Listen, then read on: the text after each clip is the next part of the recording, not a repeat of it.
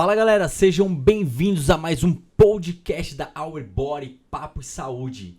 E hoje eu estou aqui na presença do Dr.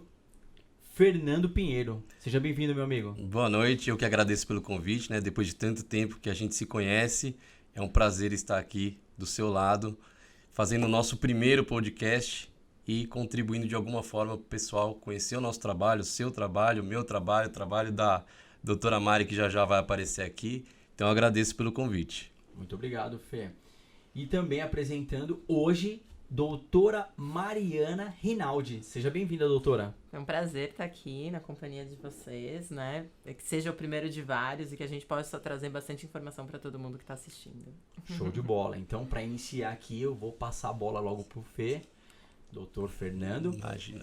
Fê, a sua especialidade, você atua hoje no cenário, né? Que as pessoas vão saber, porém, mas você começou como dentista. Exatamente. Então, minha formação inicial, eu sou dentista, formado em 2005, né? Já tenho um bom caminho. Depois, sempre gostei de cirurgia, então fiz a cirurgia bucomaxilofacial, né? Então, já estamos há quase 14 anos na bucomaxilo. Só que lá em 2013, 2014, já apareceu uma nova paixão, que ainda não se chamava da maneira que se chama hoje, harmonização orofacial, né? Então, foi amor à primeira vista e eu acabei abandonando a parte da bucomaxilo. E hoje a gente fala quase 10 anos, já estou na harmonização orofacial. Ou seja, a gente tá pegando um hype hoje, né?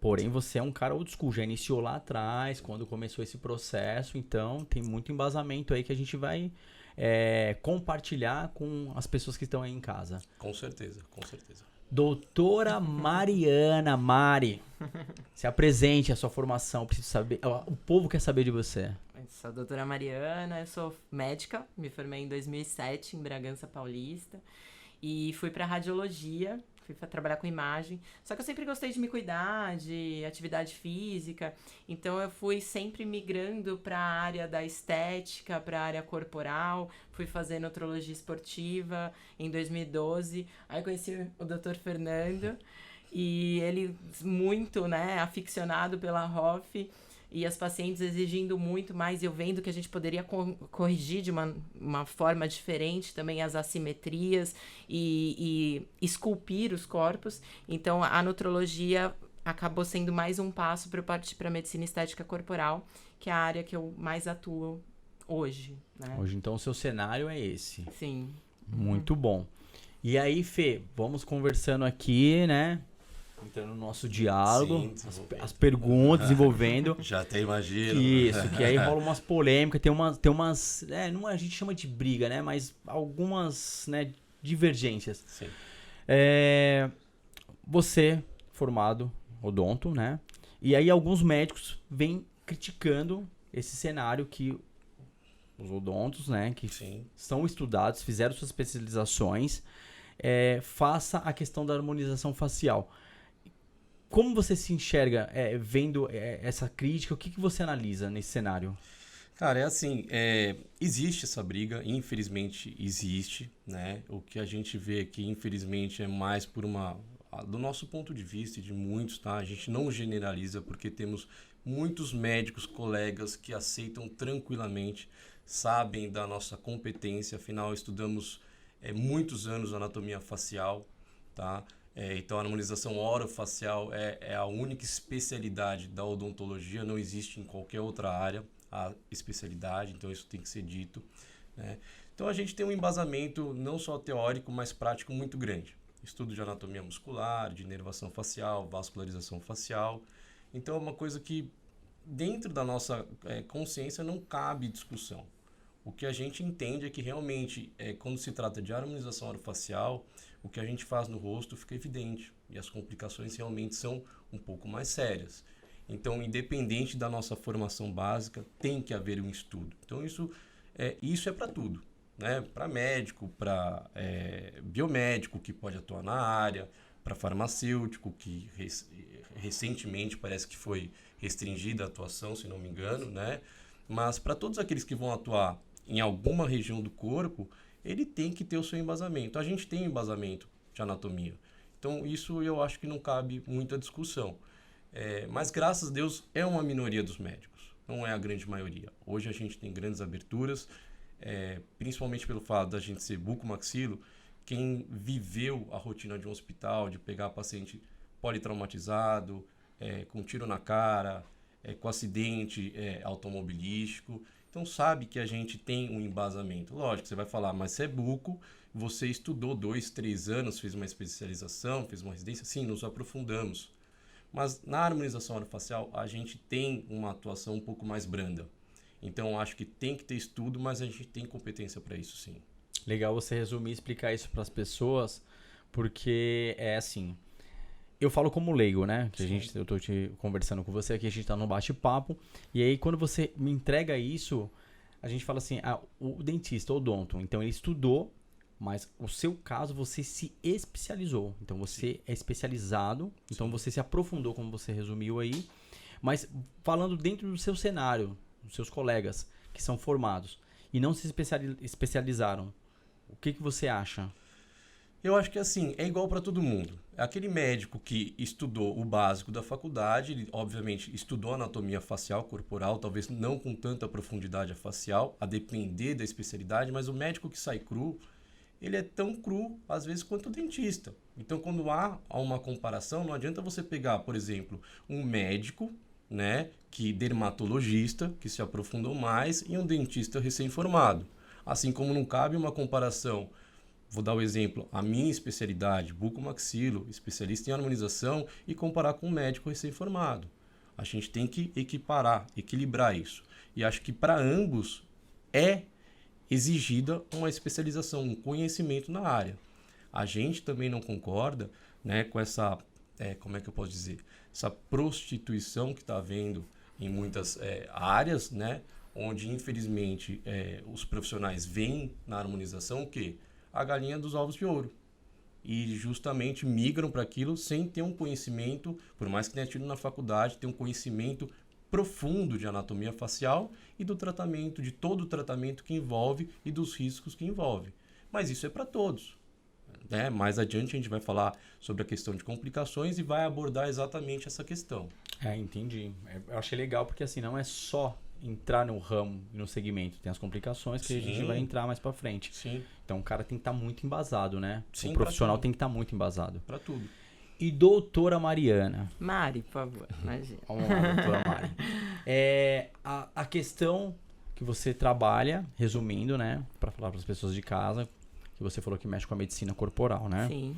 E aí, tem também essa questão polêmica, né?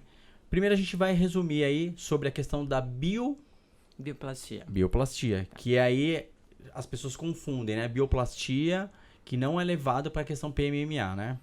Na verdade, assim, o termo bioplastia, propriamente dito, é uma técnica que foi inventada por um cirurgião plástico brasileiro, Dr. Naco, que é vivo, trabalha no Rio Grande do Sul, e é uma técnica de preenchimento profundo com o uso de um preenchedor permanente, tá? No caso, a gente usa o polimetilmetacrilato. Esse termo foi muito banalizado e hoje a gente está deixando de usar porque se usa a bioplastia para tudo, para preenchimento subcutâneo, para preenchimento até para tratamento capilar. Então, assim, como se tivesse menosprezado o termo. Então, a gente abandonou um pouco e hoje eu trabalho com harmonização corporal, que seria um conjunto de técnicas, um conjunto de produtos e um conjunto de volume de produtos para definir a harmonia e a simetria do corpo, tá? Sem exageros, obviamente. Legal. Então, assim, só para eu resumir, né, a pergunta que eu fiz e não ser redundante, mas assim, eles usavam esse termo, vocês só tiraram porque banalizaram em Exatamente. Outros segmentos. Sim, né? e aí popularizou de uma tal forma que toda e qualquer complicação eles denominavam como problemas da bioplastia. E não é isso, tá? É problema de técnica do profissional, na maioria das vezes, ou do uso de produtos ilícitos. Legal.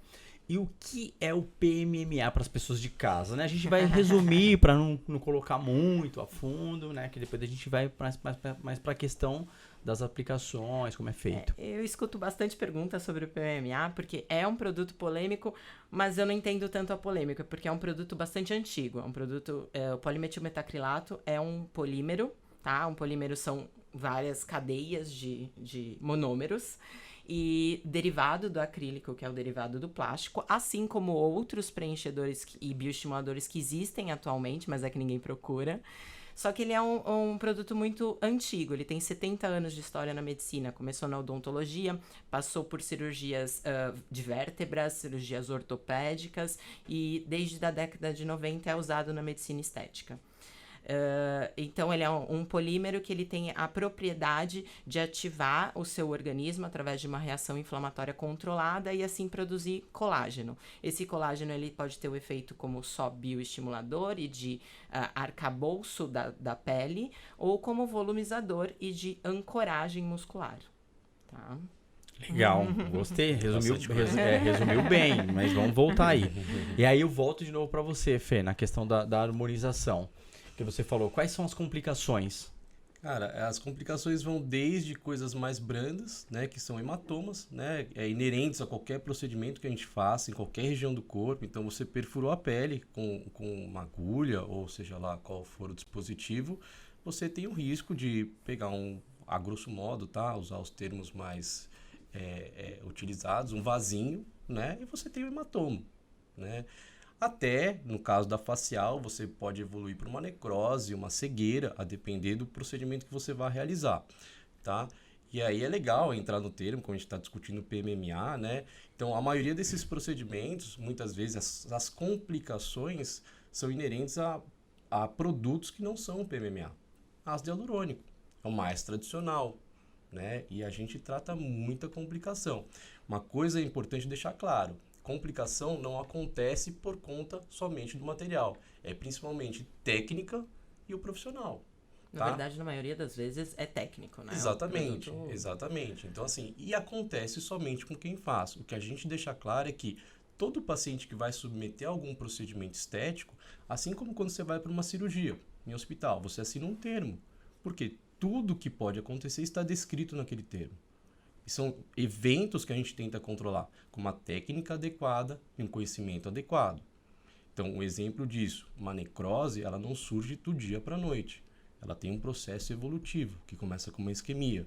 E aí é que entra o quê? O conhecimento do profissional. Se você consegue identificar uma isquemia no seu estágio inicial, ela não evolui para uma necrose. Tá? E isso muda completamente, não só o tratamento, mas a vida do paciente. A gente tem uma frase que eu acho que é bem importante, que é, antes de saber fazer, tem que saber tratar. Então, se você quer passar por um procedimento, se você quer atuar com esse procedimento, saiba tratar as complicações que podem ser inerentes a ele. Mesmo que você nunca tenha tido ou nunca vá ter, tomara que não, precisa saber tratar. Que assim você vai se precaver, você vai atuar assertivamente se caso ocorrer e de uma maneira muito mais segura para o seu paciente, né? Sim, e uma frase que eu uso bastante nas minhas aulas, a gente já estou na área de formação de alunos, aí na área da harmonização orofacial há quase 5 anos, e a gente fala, todo procedimento é simples até complicar. E uma vez que complica, é aí que você diferencia realmente os profissionais, tá? E é o que a gente fala, a complicação não é pertinente a uma área da saúde. Ah, não, é só o dentista que tem complicação. O médico tem complicação, o farmacêutico tem complicação, o biomédico vai ter complicação. O importante é que todos saibam tratar para preservar o bem único, que é a saúde do paciente. Então, a gente tem o nosso centro de complicações justamente para amparar esses profissionais e pacientes que tiveram algum tipo de complicação. Eu achei importante falar isso daí, bem bacana, né? Porque as pessoas hoje só vendem, né? A questão de, eu vou entregar, né? Vou fazer a sua harmonização facial, vou fazer a sua harmonização corporal, que é a entrega. E é a complicação, calma aí, o respaldo, como vocês mencionaram mesmo. Sim. Então, vocês já se prepararam para essa questão. Não da clínica de vocês, óbvio que não, porque a qualidade, né? Os profissionais que vocês se tornaram, né? E se colocaram no mercado, né? Tá meio que já quase, a gente não fala 100% seguro, mas tá muito seguro de, né? De fazer os procedimentos. Mas vocês pegam muitos pacientes de fora, né? Sim. O importante é dizer assim, não é que nós temos a técnica mais segura, que nós somos, assim, Deus, que a gente não erra. A gente, como qualquer ser humano, como qualquer profissional, a gente tenta fazer da maneira mais segura, mas com respaldo, na teoria, no treinamento, né? Para a gente entregar o melhor. E a complicação só acontece com quem faz. Então, assim, se um cara faz 1 milhão de procedimentos, obviamente que ele vai ter muito mais complicações ou intercorrências do que quem faz 2, 3, 4, 5. Então, isso tem que ser posto, né, para ser avaliado em conjunto. Mas o diferencial é o que eu falo. O cara, se tem 1 milhão, ele conseguiu tratar com sucesso aqueles 10, ok. Agora, aquele que tem 2, 3, 4, 5 procedimentos e tem uma complicação e não souber tratar, já está complicando a imagem dele, né? Ou seja, já está deixando de lado o quê? A preocupação com a saúde do paciente e pondo em questão somente a formação dele. E mesmo aqueles que fazem 1 milhão de procedimentos, se tem a intercorrência e não sabe tratar e que acaba vindo para outros profissionais, ele não é um bom profissional. Né? Ele não está adequado, né? A quantidade, o volume de procedimento que você faz que te indica ser um bom profissional. É a maneira como você conduz o tratamento do seu paciente. Existem profissionais que fazem menos e que não são tão famosos, hoje a gente está falando de redes sociais, né? Não são famosos do Instagram, que trabalham super bem com ética, com qualidade, com harmonia, com equilíbrio, sem exageros e que sabem realmente evoluir o seu paciente. A gente tem que lembrar que a gente está tratando de pessoas e não de receita de bolo. Então, cada um tem a sua característica individual, sua necessidade individual, e é isso mais importante. A gente está tendo hoje uma harmonização que está mais para desarmonização. A gente está tornando todo mundo igual. Uma né? Padronização facial, né? Tá ficando, né, meio maçante. Não falo só da facial, a corporal mesmo. Eu, como trato bastante de bumbum, a gente hoje identifica nos pacientes quem foi que fez tal bumbum, porque não tá harmônico. Se eu tô identificando é porque já passou do natural. Eu quero que a minha paciente saia da minha clínica e fale assim, nossa, você se cuidou, nossa, você tá treinando, nossa, seu bumbum tá bonito. Eu não quero que ela fale, olha, aquele é o bumbum que a doutora Mariana fez. Entendeu? Pode falar. Não, e realmente, assim, as complicações, muitas vezes, elas estão vinculadas, muitas vezes, ao quê? Ao excesso, né? Então, o excesso de produto, muitas vezes, pode trazer complicações, né? Não somente o procedimento em si. Então, é isso que tem que ser respeitado. E, infelizmente, como a Mari falou, hoje se busca muito o quê? Pela quantidade de seguidores, famoso no Instagram. E são muitos, não estou dizendo, não estou querendo denegrir, dizendo que são piores ou melhores, mas a gente sabe nos bastidores quem são aqueles que realmente cuidam dos seus pacientes, tratam, levam a sério e não estão na profissão exclusivamente por marketing ou ganhar dinheiro, que é o que acontece, infelizmente. Que é aquela questão que nós já havíamos conversado, excede no tratamento, né? Demais. E é o que eu falo, a gente tem que individualizar o tratamento. A pessoa está buscando uma coisa e você meio que quer padronizar. Tem também o problema do paciente, que é aquele paciente que chega, eu quero meu rostinho assim, mostra a influencer do Instagram, que está cheia de filtro e maquiagem, entendeu? E não é uma realidade. E enquanto ela não alcançar aquilo, ela não vai sossegar. A gente, graças a Deus, a gente consegue falar não para os nossos pacientes, porque a gente sabe que aquilo é bonito para aquele padrão facial, padrão corporal. Para ela não vai ficar bonito. E agora? Amanhã os padrões mudam. Sim. Então teve a época que era bonito que a bichectomia, o rostinho marcado, depois aquele malária e mandíbula. Hoje já está mudando, tá em alta e lifting temporal, lipoaspiração cervical. Então, ou já teve a época dos lábios bem grandes, né, projetados. Então as tendências vão mudando. Então a gente tem que acompanhar de uma forma como a Mari falou. Não é observar o paciente, nossa, ela fez uma boca, nossa, está exagerado. Não, é olhar para ela e falar, nossa, você está com um olhar mais descansado, o que você fez? Eu estou tentando identificar, mas eu não vejo, vejo destoar alguma coisa. Né? Não é que hoje ela está com o rostinho gordinho, amanhã ela está com o rosto todo marcado. Isso para mim é fora. Isso para mim é fora. O que a gente também vê muito na internet, assim, hoje a pessoa posta, acabou de sair da clínica, né? Fez a harmonização, e aí, vamos se dizer, a pessoa tava acabada ali o rosto. Aí colocou lá 50, 60 ml. Sim. Não, acontece e muito. Aí passa-se 3 meses. Perfeito. É isso mesmo. O pós-imediato todo mundo posta, porque dá resultado. Então você pega uma pessoa mais que não tem os seus cuidados, né? Principalmente o lábio, né? Não só, mas as harmonizações com grandes volumes, né? Que a gente fala. O lábio é o menor dos problemas. Coloca 40, 50, 60 ml, na hora pode até ficar bom. Mas e aí aquele processo que junto com o processo de degradação do produto tem o processo de envelhecimento. Então, assim, pega aquele paciente depois de 3, 6 meses, será que ele está igual? Será que foi o melhor tratamento para ele? Até porque uma coisa é discutível, que a gente fala, se a pessoa precisa de tanto produto no rosto, algo no planejamento não está correto. Né? Então hoje a gente tem materiais até definitivos, não estou falando do PMMA, tá? Adoro trabalhar com PMMA, mas a gente tem próteses, né, que a gente pode colocar em lugares estratégicos que vão fazer o mesmo efeito do ácido sem provocar o quê? Aquela queda, aquele processo de envelhecimento que de repente o paciente vai ter que usar mais produto a cada ano, porque o produto dura 10 a 18 meses. Teoricamente, né? Que hoje a gente tem vendo... Não, sim. Não, mas ou seja, então, eu vou falar como leigo, A Sim. gente vai bater num papo aqui. Eu apliquei a harmonização facial. Fui lá num doutor. O cara excedeu, colocou 50, 60. 18 meses depois, vai começando a perder. Eu vou ter a queda e A flacidez. a flacidez. Sim. Aí eu vou ter que ir lá de novo fazer novamente. Assim eu vou começando... E você cria uma dependência. E você colocar hoje 40, 50 ml no rosto, não que seja de uma vez, mas em 2, 3 etapas, eu acho que tem alguma coisa muito de errado. Né? E aí você acaba criando uma dependência, porque não é um tratamento barato. Então a gente vai falar de 30, 40, 50 mil reais que você utiliza, que você gasta, que você investe. E aí passa um ano e meio e você começa a se cobrar porque aquele material se degradou e você tem que fazer um novo investimento. Então sempre você vai estar investindo. E aí de repente daqui um ano e meio você não tem condições de investir novamente. Aí você começa a entrar em duas questões. Ou você fica frustrado porque você não consegue mais alcançar aquilo porque você não tem condições, tá? Ou você fica depressivo, né? Porque aí você fala, poxa, eu já não consigo, e procurar profissionais que cobram mais barato para alcançar aquele resultado. E aí entra na questão, às vezes o mais barato pode te trazer mais complicações. Entendeu?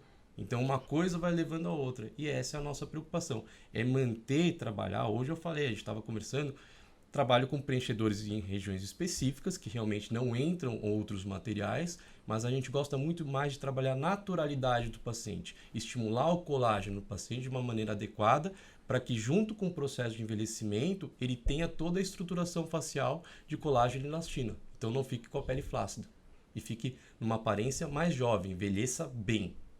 A gente não precisa mudar a pessoa vai envelhecer. Porque a gente quer envelhecer com qualidade. A gente não precisa ter 60 anos com rosto de 20. Isso nem condiz com a etapa da vida que a gente está.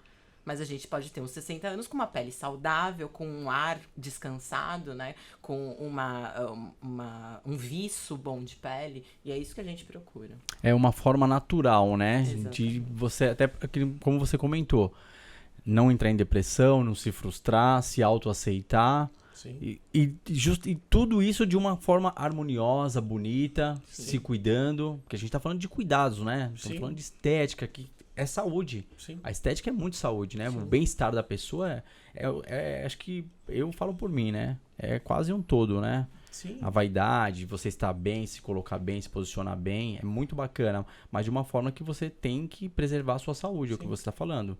E qual o conselho que você dá para a estimulação de colágeno? Cara, eu sou suspeito, né? A gente é suspeito. A gente gosta, a gente tem inúmeros bioestimuladores de colágeno hoje em dia, né? A gente pode citar grandes marcas, temos o Radiesse, temos o Elancê, temos o Sculptra, né? São marcas extremamente famosas. Mas uma que a Mari falou, né? O PMMA, a gente descobriu, entre aspas, né? A gente, né? É um enorme potencial de bioestímulo de colágeno. Como ela falou anteriormente, a gente tem uma propriedade de utilizar o material numa concentração X, colocada num plano X, que ela vai detalhar isso mais à frente, né? E proporcionar uma volumização. Ou então colocar numa concentração mais baixa, num plano adequado, né? Que ele vai exclusivamente estimular o colágeno.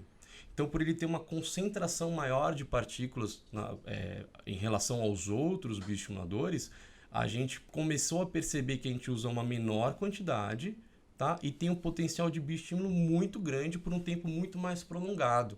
Então, a gente está falando de bioestimuladores aí no mercado que alcançam 1 a 2 anos de bioestímulo de colágeno frente ao PMMA, que é um produto até mais barato, mais acessível e que ele tem um potencial de bioestímulo de cerca de 5 anos. Tá? Então isso é fantástico para a gente e para o paciente. Né? A gente quer ganhar o paciente e ter um paciente se cuidando sempre. Não aquele paciente que vem uma vez, olha, eu paguei X, mas eu não sei se daqui 1 ano, 2 anos eu vou conseguir pagar esse X. E o PMMA nos proporciona isso. Isso, nós estamos falando aqui harmonização facial. Facial. Facial. Isso. Então você está falando que os outros procedimentos, o PMMA se superou. Com certeza. O ruim é como a gente falou no começo. Infelizmente, o que se vendeu do PMMA, e a gente até entende, né? Porque há muito tempo atrás a gente tinha uma qualidade diferente de produto. E de muitos anos para cá, com 2007, 2014... 2007 foi quando a Anvisa começou a intervir, porque, assim, o PMMA, como eu falei, ele é um produto muito antigo, né? Então, ele já passou por tudo isso que eu acho que esses novos preenchedores e bioestimuladores ainda vão passar e que a gente está vendo acontecer. Então, com ele já aconteceu. Ele, até 2006, ele podia ser manipulado por farmácia de manipulação. Então, não se tinha um controle de esfera, de tamanho de esfera, de irregularidade, de pureza. E isso trazia complicações. Não complicações graves. Você não tem relato em literatura médica de complicações graves com PMMA. Você tem relatos de nódulos, de granulomas, que até são tratáveis, mas em virtude desses produtos mais antigos. Depois de 2007, a Anvisa bateu o martelo lá e falou, não, tem que padronizar o negócio, vai ser só indústria. É uma produção brasileira, por isso é muito mais barato do que ter a importação dos outros produtos. E são duas marcas que existem no Brasil, as duas são ótimas, tá? E houve uma padronização. Depois de 2014, ainda fechou uma das fábricas, e muita gente fala errado o termo, a gente vê médico falando isso, que eles falam, e o Metacril. O Metacril não existe desde 2014. A fábrica foi fechada, justamente porque a Anvisa chegou lá e fiscalizou e viu que essas partículas eram muito irregulares em tamanho e que isso podia trazer complicações para o paciente no futuro. Tá? Hoje a gente está numa 4ª geração de produto. É um produto extremamente purificado, homogêneo. Então, todas essas características, e eu falo por ser participante de um instituto que chama Instituto Suzana Barreto. A Suzana, eu até peço licença para falar dela. Pode, fica à vontade. A doutora Suzana já faleceu, mas ela foi a mãe do PMMA no Brasil, porque ela conseguiu colocar no Ministério da Saúde um tratamento para o pessoal imunossuprimido de HIV, onde eles, por causa do tratamento, eles têm uma perda de massa óssea e de degeneração muscular muito intensa, que se chama lipodistrofia, e que nenhum outro preenchedor poderia dar a parte não só estética, mas até funcional para eles. E foi ela quem instituiu no Ministério da Saúde o uso do PMMA para isso. Então, hoje eu faço parte de um instituto que faz muitas pesquisas com o PMMA. E esse instituto se chama Suzana Barreto. E o que a gente vê é essa qualidade em cima do produto. Tá? Então, a gente produz em torno dos 20 artigos por ano, artigos publicados internacionalmente, mostrando a qualidade do produto. Tá. E como você falou, são 70 anos de estudo, né? Sim. As pessoas de casa não sabem disso. Não. Elas pensam que, tipo, surgiu hoje, né? Que foi ontem, vamos dizer. E já tem 70 anos de estudo e não tem nenhuma comprovação, como você mencionou, grave. Não tem. Os relatos em literatura que a gente tem são inerentes a qualquer tipo de produto. A diferença do PMMA para tratamento de intercorrências e de complicações em relação aos outros é que o PMMA é um produto definitivo, então o processo de tratamento é mais longo, mas não que não seja eficaz. E muito mais as complicações estão relacionadas à técnica errada do que hoje em dia ao produto. Tá? Lógico, eu tô falando isso, estudo bastante e não tenho vergonha de dizer que se nos meus estudos eu constatar em algum momento de que o produto não é tão bom ou que produziu algum mal, eu vou ser a primeira a me retratar e falar, não uso. Hoje eu tenho tanta confiança que eu tenho em mim. Eu tenho em mim, eu fiz na minha irmã, a minha mãe tem, então assim, eu não iria expor as pessoas do meu convívio que eu amo a um produto que eu não sei, que eu não estudo e que eu não tenho segurança. Sim. Mas você falou que é para sempre. Ele é para sempre como volumizador. Como volumizador. Sim. O que difere é a questão também do excesso, que as pessoas estão pecando, né? Que a gente vai chegar nessa questão. Excesso e a confusão com os outros materiais, né? O que mais tem é a diferença entre o hidrogel, o silicone e o PMMA. Eles confundem muito. Antigamente existia um negócio que chamava biopolímeros, onde se fazia mistura de tudo isso. Tá? E eu pego algumas pacientes que vêm fazer mapeamento facial com ultrassom e que foi usado esses biopolímeros. Até porque o silicone já foi permitido o uso no Brasil para área estética. Então, eles colocam muito na conta do PMMA, porque é mais fácil, né? Inclusive, um dos trabalhos onde se afirma que o PMMA causa complicações é um trabalho que, se você pegar para ler o trabalho, ele indica que a pessoa procurou um serviço de saúde e falou assim, olha, eu tenho PMMA e está me dando isso. Mas não foi feita uma biópsia, não foi feito um exame de imagem, não foi feito nada para apurar se realmente era o PMMA. Só foi colocado na conta do PMMA. E esse artigo é um artigo de 2006, se eu não me engano, até posso passar para vocês depois, e que se você ler, você fala assim, mas tá, e o que me prova que era aquilo? Mas não se discute, só se impõe a questão. É muito mais... Ninguém abre isso, é aquela coisa, a acusação chega, a retratação ninguém lê. É porque a gente já tem relatos de celebridades, né? A gente não cita nomes, óbvio, por questões éticas, mas as celebridades chegaram lá, é hidrogel. Aí colocou a culpa no hidrogel. Outras chegam lá, silicone, hidrogel e PMMA. Aí colocam a culpa no PMMA. Sim. E não tem nada a ver com o PMMA. Você falou aqui agora, é a mistura, né, doutora? Sim. O PMMA gera uma resposta inflamatória. Hoje em dia, eu valorizo o meu procedimento e valorizo o meu paciente. Então, eu peço exames, eu preciso ver se não tem nenhum risco inflamatório já inerente ao paciente e que eu vou exacerbar com o PMMA. Então, eu peço esses exames para avaliar e avalio se tem esses outros tipos de preenchedores. Porque muitas vezes o público que vai procurar pode já ter tido algum preenchedor prévio, como o hidrogel, que já foi utilizado mesmo que ilegalmente, né, e que ele não absorve, então vira um meio de cultura. Se eu for fazer uma punção ali, eu posso contaminar ou posso ativar um processo inflamatório no local e causar um dano maior do hidrogel e não do PMMA, tá? Que foi o que aconteceu com uma celebridade famosa, que ela tinha, o PMMA do bumbum dela continua lá, tá lindo. O que ela teve foi o problema do hidrogel, tá? E isso tá muito bem relatado na história da paciente no hospital, tá? E foi de acesso público.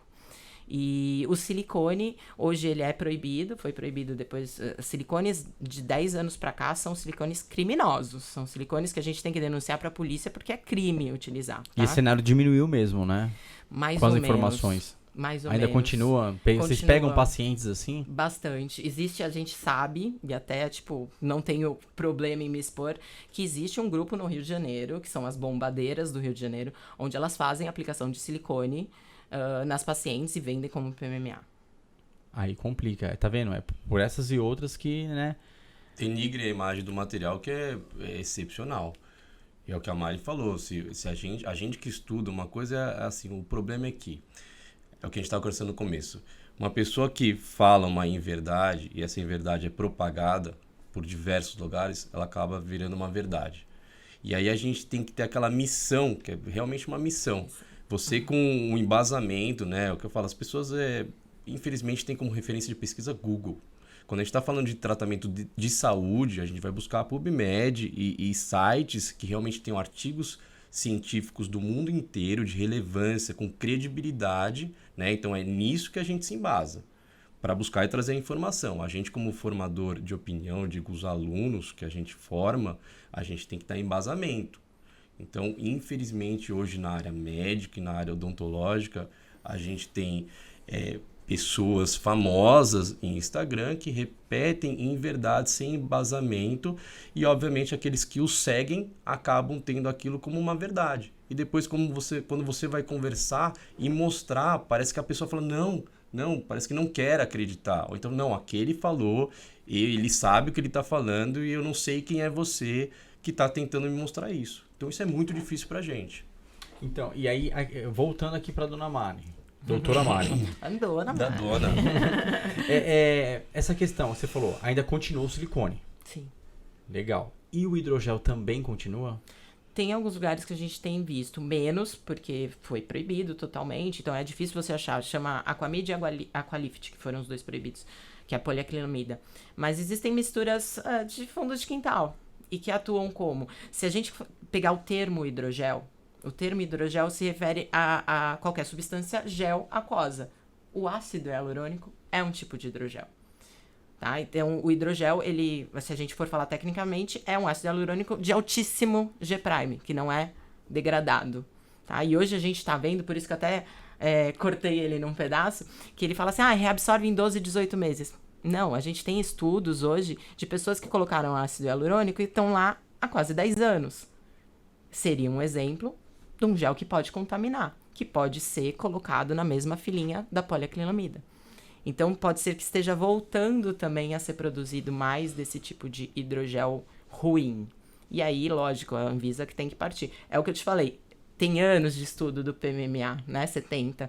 Esses novos, tem muito pouco. E a maioria dos estudos que a gente vê desses novos produtos são patrocinados pela própria indústria que produz. Então, é muito fácil eu falar bem do meu próprio produto, né? A gente teve o exemplo, né, ano passado, como a gente fala, a gente faz muitos estudos, né, a gente está, lógico, tá engatinhando perto de tantos anos de estudo, mas aquilo a gente não é vinculado a nenhuma empresa, né, até porque, como a Mari falou, tem empresas que pagam pelo estudo e muitas vezes o que chega para a gente é o estudo da empresa, que é conveniente para eles. Mas a gente sabe de algumas empresas que deixam de publicar estudos, né, justamente porque não é aquilo que eles esperavam e não é interessante para eles, entendeu? Então, por isso que a gente pega... Sem associação a empresas, a gente pega, então a gente está trabalhando com isso, então vamos a fundo nisso. Qual é o material que a gente está utilizando? Vamos fazer os exames, seja ultrassonográfico, seja histológico, né? Então tudo tem um padrão. Então a gente segue isso porque a gente quer estar livre de qualquer problema para nós e para os nossos pacientes. O que a empresa vai dizer, se é ou não é o problema delas. A partir do momento que a gente observar que aquilo que a empresa diz é uma inverdade e que realmente o produto pode trazer consequências, nós seremos os primeiros a deixar de usar e nos retratarmos. A Mari, quando fala de baixo estudo em relação ao ácido hialurônico, jamais é denegrir o ácido. Tem muito estudo? Tem. Sim. Assim como tem muitos estudos de complicações, entendeu? Coisas que, quando a gente vê estudos relacionados ao PMMA, as complicações de PMMA são menores em relação ao ácido hialurônico. Sim, entendeu? Então, é uma coisa a ser discutida. É interessante você falar isso daí, porque as pessoas de casa, elas têm uma outra visão, né? É invertido, se a gente for analisar, né? É totalmente o inverso. Sim, quando eu falo que eu uso PMMA, ainda mais na face, né? Primeiro porque nem todo mundo sabe que a gente nem sempre vai volumizar, né? Todo mundo está acostumado a ácido hialurônico a volumizar. O PMMA, ele tem uma propriedade, como a gente já disse, de bioestimular. Ou seja, você não vai transformar o rosto da pessoa. Então todo mundo associa, nossa, PMMA, pelo amor de Deus, PMMA é biocompatível, não mata ninguém, tá? Então quem falar vai ter que demonstrar onde que o PMMA mata. E o estímulo é do que, doutor? Estímulo de colágeno. Colágeno que é o que a gente quer. Que é o colágeno na pele. Né? Lógico que quer. Estimulou colágeno. Sim. E aí o que acontece? Aí vai ficar com a pele hidratada, porque o colágeno puxa... Na verdade, ele atrai, né? Tem a questão da água, né? Da hidratação, né? Assim como o ácido hialurônico faz, né? Mas o principal é o quê? O estímulo de colágeno. Então você coloca numa camada específica da pele, né? Próxima à derme, apesar de ser inserido em tela subcutânea, né? Ele estimula o quê? Os fibroblastos a produzir colágeno, elastina. E isso dá o quê? Uma firmeza para a pele, viço e melhora a textura. Então, para a gente é fantástico. É a linha de pensamento que a gente tem adotado há alguns anos. Né? O que vai agora está vindo um boom. Né? Então, agora, antes a gente tinha o Radiesse, tinha o Elancê, tinha o Sculptra. Agora a gente já tem outros materiais de outras empresas, né? Com a mesma base, ou seja, hidroxiapatita de cálcio, principalmente, e o ácido polialilático. Tá? Então, dentro da hidroxiapatita de cálcio, a gente tem Radiesse, tem o Diamond e tem algumas outras empresas produzindo alguns materiais em paralelo. E o ácido polialilático, que é o famoso Sculptra, que a gente tem agora o Eleva da Renova. Então, eles buscam esses recursos que são mais, não mais estudados, mas que estão mais propagados há algum tempo por grandes empresas. Né? Então, isso é o trivial. O PMMA vem como ainda um vilão, mas que a gente está aos poucos desmistificando e está tendo uma boa adesão de pacientes e profissionais. Pelo que você falou, ele é o menos agressivo, então. É o menos agressivo, né? O que se tem é o que a Mari falou há pouco. A gente tem um material antigo que tinha uma qualidade X, que foi aprimorada. A gente sabe o quão é rigorosa a Anvisa, né? E hoje eles padronizam essas esferas, né? Que são os polímeros, como a Mari explicou, que vão justamente fazer aquela reação na derme e estimular o fibroblasto a produzir colágeno. Então é importante dizer também em termos de quantidade. Às vezes as pessoas vêm buscando milagres E como o próprio nome diz, ele é um bioestimulador. A gente coloca uma quantidade lá e faz com que ele ative as células do próprio paciente a estimular colágeno, né? Então não existe milagre. E aí que a gente tem que acertar as doses, que é aquela questão que a gente falou do ácido hialurônico, se aplica também para o bioestimulador. Não tem por que eu encharcar um paciente de bioestimulador sem saber se o menos vai fazer efeito. E no consultório, como que a gente tem esse controle? Ultrassonografia. Então a gente faz uma dose que a gente acha que é boa para aquele paciente, né? Então a partir dos 30 anos a gente tem a perda de produção de colágeno cerca de 1% ao ano, tá? Então a gente tem que restabelecer isso. E é o caminho que a gente faz, o caminho mais natural. E a gente vai acompanhando ultrassonograficamente, porque a gente observou que o bioestimulador de colágeno ele consegue o quê? Aumentar a espessura dérmica. E isso que dá firmeza. Hoje a gente vê muitas pessoas fazendo aquele teste do pinçamento. E aí você faz antes, você vai ver uma pele flácida, inclusive a minha tá precisando um pouquinho, né? A dela mais firme. E depois de 60 dias você vê uma pele um pouco mais firme. É justamente observado o aumento de espessura dérmica. E deixar bem claro para as pessoas de casa, doutora Mari. PMMA. A questão é, as pessoas confundem. Não é o excesso, né? Porque eles falam assim, eu tô implantando. E aí colocam muito. Aí vai dar erro. Como qualquer medicação, como você conforme falou. Exatamente. Também, né, Fê? A gente não tem um volume final pré-definido. Existe um consenso entre os médicos que mais aplicam PMMA. E onde foi meio que chegou no consenso de que seria 300 ml para uma volumização corporal, o volume máximo a ser utilizado numa sessão. Mas como eu te falei, cada indivíduo é e às vezes um precisa de mais, outro precisa de menos. O que a gente não pode ter é exageros e técnicas erradas, tá? O único problema maior do PMMA que a gente vê hoje, que está sendo objeto de estudo, seria por conta de Covid, por conta de nutrologia esportiva da qual eu me encaixo, esse excesso de suplementação de vitamina D associado a um excesso de volume de PMMA, podendo gerar um problema renal. Tá? Mas é uma particularidade, não é a totalidade dos casos, são alguns indivíduos que a gente está estudando e entendendo a relação entre esses fatores, mas o excesso é sempre desarmônico, lembrando que a gente está falando de um produto permanente. Então, quanto menos, mais. É melhor você fazer 3 sessões do que eu fazer uma e não conseguir tirar depois.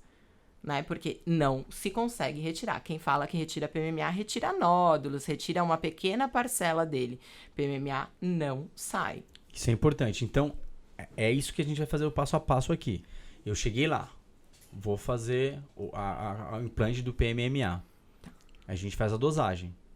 Faz o uso, faz o implante, faz a coleta de exames. Antes e depois. Antes e depois. Eu faço regularmente a cada 6 meses pedido de exames e faço a revisão também depois de 90 dias de todo o preenchimento. Normalmente não se precisa, porque os meus pacientes são obrigados a ir para academia, porque nada faz milagre. Você é da área, você sabe disso. Sim, sei, muito o PMMA ainda tem a vantagem de ser um ativador. Existem estudos também provando da capacidade dele de ativar os mioblastos. Então, ele gera hipertrofia muscular. Então, não adianta o paciente investir só no meu procedimento e ficar com o bumbum sentado. Ele tem que botar o bumbum para mexer. Então, eu exijo que treine porque o resultado é diferente, é de qualidade. Hoje, ultrassonograficamente, eu consigo comprovar que ele está sendo adequado. Então, eu sou bem rigorosa e eu faço todo o controle do meu paciente, sim. E você é a própria prova. Ela que sempre treinou, a gente obviamente sempre treinou, mas ela fez nela, né? E nem por isso ela está acomodada, porque senão seria o paciente cria a falsa sensação de que a gente vai resolver a vida dele. Quando, na verdade, é apenas o quê? Um plus. Então, a Mari fez nela... Não nela, só aplicaram, né? Fez o procedimento, né? Mas ela não deixou de ir para academia. Porque você consegue potencializar os efeitos. Falou tudo. Potencializar. Então você faz o implante. Aí, não tô falando do caso dela, óbvio que não. Sim, claro. De quem não treina, passa-se um tempo, precisa fazer novamente. Porque vai perder, não perde o PMMA, mas perde o volume da hipertrofia, o volume da massa magra. A musculatura, a gente envelhece a musculatura, né? Então, ele fala, o PMMA vai pesar, vai cair. Não, o que tá caindo é o seu músculo. Não é o PMMA que acresceu algum peso nele para fazer ele cair mais ou menos. Você tá envelhecendo, você precisa se ajudar. Não, até porque se você for ver, ela, né? A gente, eu falo porque eu tô acostumado a trabalhar juntos, mas é um volume preconizado para remodelação glútea, 150 ml por lado. A gente está no PMMA 30%, ou seja, quantos por cento desses 150 ml que é realmente o volume? Ai, não sei fazer conta de matemática, mas é 30% de 150. Entendeu? É então, muito pouco. Então, assim, você tem o gel carreador, a carboximetilcelulose, né? Que ela vai ser absorvida em poucos dias e vai restar somente aquela quantidade do PMMA, só 30% de 150 ml. Ou seja, você tem aí praticamente não chega a 50 ml. Tá? Se eu estiver fazendo as contas corretas, é isso aí. Tanto que eu falo que ele não muda em circunferência. Ele estrutura a região que eu estou trabalhando. Seja ela glúteo, seja ela panturrilha, seja ela coxa, seja ela bíceps, tríceps, deltoide. A gente consegue trabalhar em todo o grupamento muscular.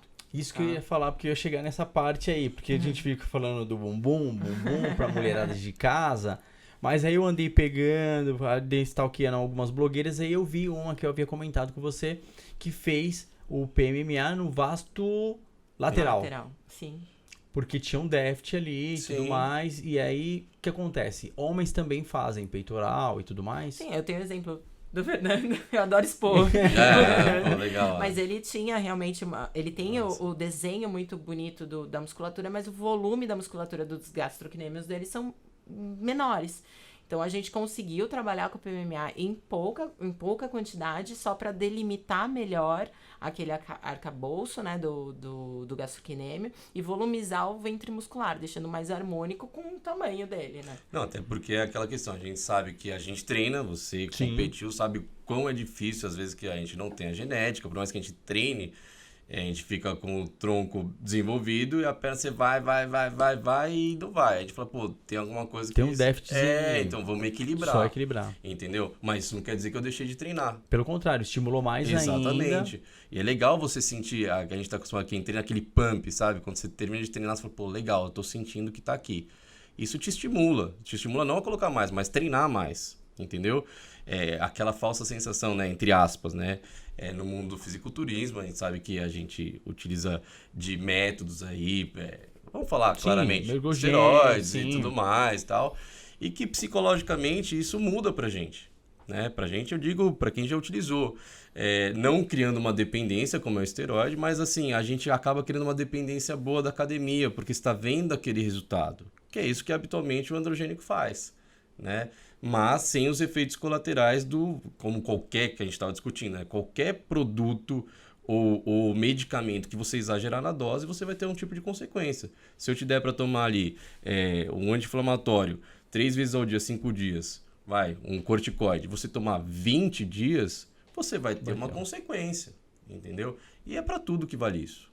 Se você comer demais, você vai ter uma consequência. Se tomar demais remédio, vai ter consequência. Se aplicar demais PMMA, vai ter consequência. Então, o que a gente tenta fazer, isso não só na corporal em relação ao PMMA, mas a facial é o quê? A conscientização. É fugir da padronização facial e corporal e saber que nós temos individualidades. E a gente é muito tranquilo em recusar tratamento, porque a gente não quer um padrão, como a Mari falou. Às vezes você olha para um bumbum, você sabe quem fez. E eu, às vezes, quando eu olho para um rosto, eu sei quem fez. Ou para uma boca, um padrão de boca. É isso que a gente não quer. Um bom profissional, você quer ter a consciência limpa, chegar em casa e não quer ninguém batendo na sua porta, porque você é um profissional qualificado e consciente e sabe avaliar o seu paciente e sabe direcionar ele a qual tratamento ele vai fazer. Sim, é o que eu falo. Muita gente só vê o quê? O final. Infelizmente, hoje... tem muitos profissionais na área de harmonização facial. A orofacial é exclusiva da odontologia, porque a gente trabalha boca e face. Por isso que chama orofacial. E a facial é a tradicional que outros profissionais trabalham. Então, por trás de um preenchimento labial, existe um estudo, que a gente chama uma análise, né, que já é inerente à nossa formação, né, com pontos cefalométricos que a gente fala.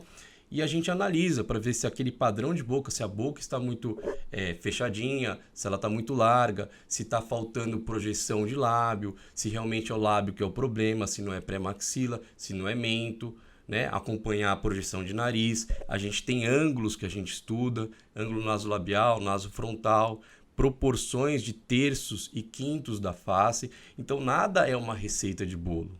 Então, quando o paciente chega, a gente tira a foto, avalia, e às vezes ele fala, eu acho que minha boca é pequena. E, na verdade, ela tem um volume facial inadequado, que, de repente, fazendo um outro tipo de tratamento, a boca dela evidencie. Ou que realmente é um problema de lábio e a gente tem que escolher o quê? Qual técnica eu vou aplicar? Qual produto? Qual é a quantidade de produto? Então, as pessoas perguntam, quanto custa uma harmonização facial? Não sei, eu preciso te avaliar. Não, eu quero igual essa. Eu preciso te avaliar. E não é a questão que eu quero te enrolar. Não, eu preciso saber exatamente isso. Tirar sua foto, conversar, escutar os seus anseios, que muita gente não escuta, né? Então você quer fazer, a ansiedade de fazer. Quando você mostra a foto, às vezes, muitas vezes, ou 100% das vezes nos nossos casos, a gente consegue mostrar para o paciente que aquilo não é necessário. É distúrbio de imagem, né? A pessoa já vai com esse distúrbio, né? Ou vai com a padronização que ela vê na internet. Exatamente. Redes sociais, Isso. né? Hoje a gente vive esse boom que, tipo, precisa estar melhor, precisa mostrar mais, precisa ter mais. Você precisa se inserir, né? No meio. Então, se você não tá com aquele rostinho daquele jeito, com aquele lábio daquele jeito, você parece que tá fora. Então, isso é muito complicado. É um transtorno dismórfico, né? Que a gente fala. E o paciente que chega assim, a gente conversa com ele. E se ainda assim ele quiser, eu falo, poxa, eu não vou poder te ajudar. Se quiser, pode procurar outro profissional. Porque eu não quero associar o meu trabalho a uma coisa que eu acho errada. Às vezes eu tenho que brecar, as minhas pacientes sabem disso, né? Elas chegam no primeiro dia com medo de fazer um preenchimento labial. Eu não quero ficar igual aquela cantora ou aquela atriz, né? E eu falo, olha, com 1 ml você não vai ficar. O problema é se você perder a mão. E elas se acostumam tanto com aquele resultado que elas sempre acham que passa 2 meses, o produto dura 6, 8, 10 meses. E elas querem vir quase que corriqueiramente, 2, 3 meses, colocar mais. E eu chego uma hora que eu falo assim, não vou colocar mais, se você quiser pode procurar outro. E aí elas entendem, porque eu falo, para mim é fácil abrir o armário e pegar um preenchedor. Te cobrar, é tanto, né? Eu tô ganhando. Esse não é o objetivo, a gente não quer a associação da imagem da pessoa, do resultado com a nossa imagem.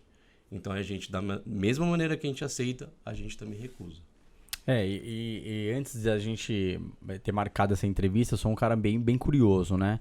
E aí eu já tinha visto outros profissionais, né? Que o paciente não foi na clínica, nem pisou e o cara já fala, é X valor, já coloca um valor, já determina uma quantidade que a pessoa vai aplicar.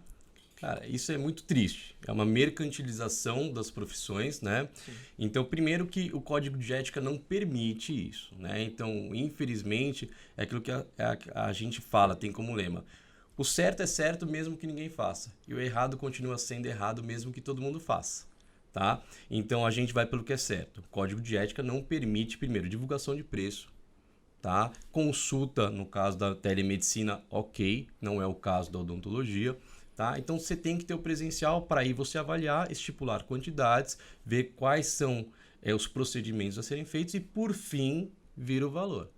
Né? Então a gente sabe que tem profissionais que já atingiram um alto nível, que eu digo, de atendimento, mas não talvez de ética, né? E que estipulam que você já tem um valor X mínimo para começar o tratamento. Por isso é importante a gente esclarecer num podcast o que o Dr. Fernando está falando, porque as pessoas, elas às vezes caem nessa armadilha, né? Sim. De entrar na internet, lá nas redes sociais, olhar e falar, olha, o antes e depois de números aqui, eu vou marcar. Entre em contato com a clínica, a clínica já fala o valor, determina o valor, determina o quanto que você vai usar de produto, sem te avaliar.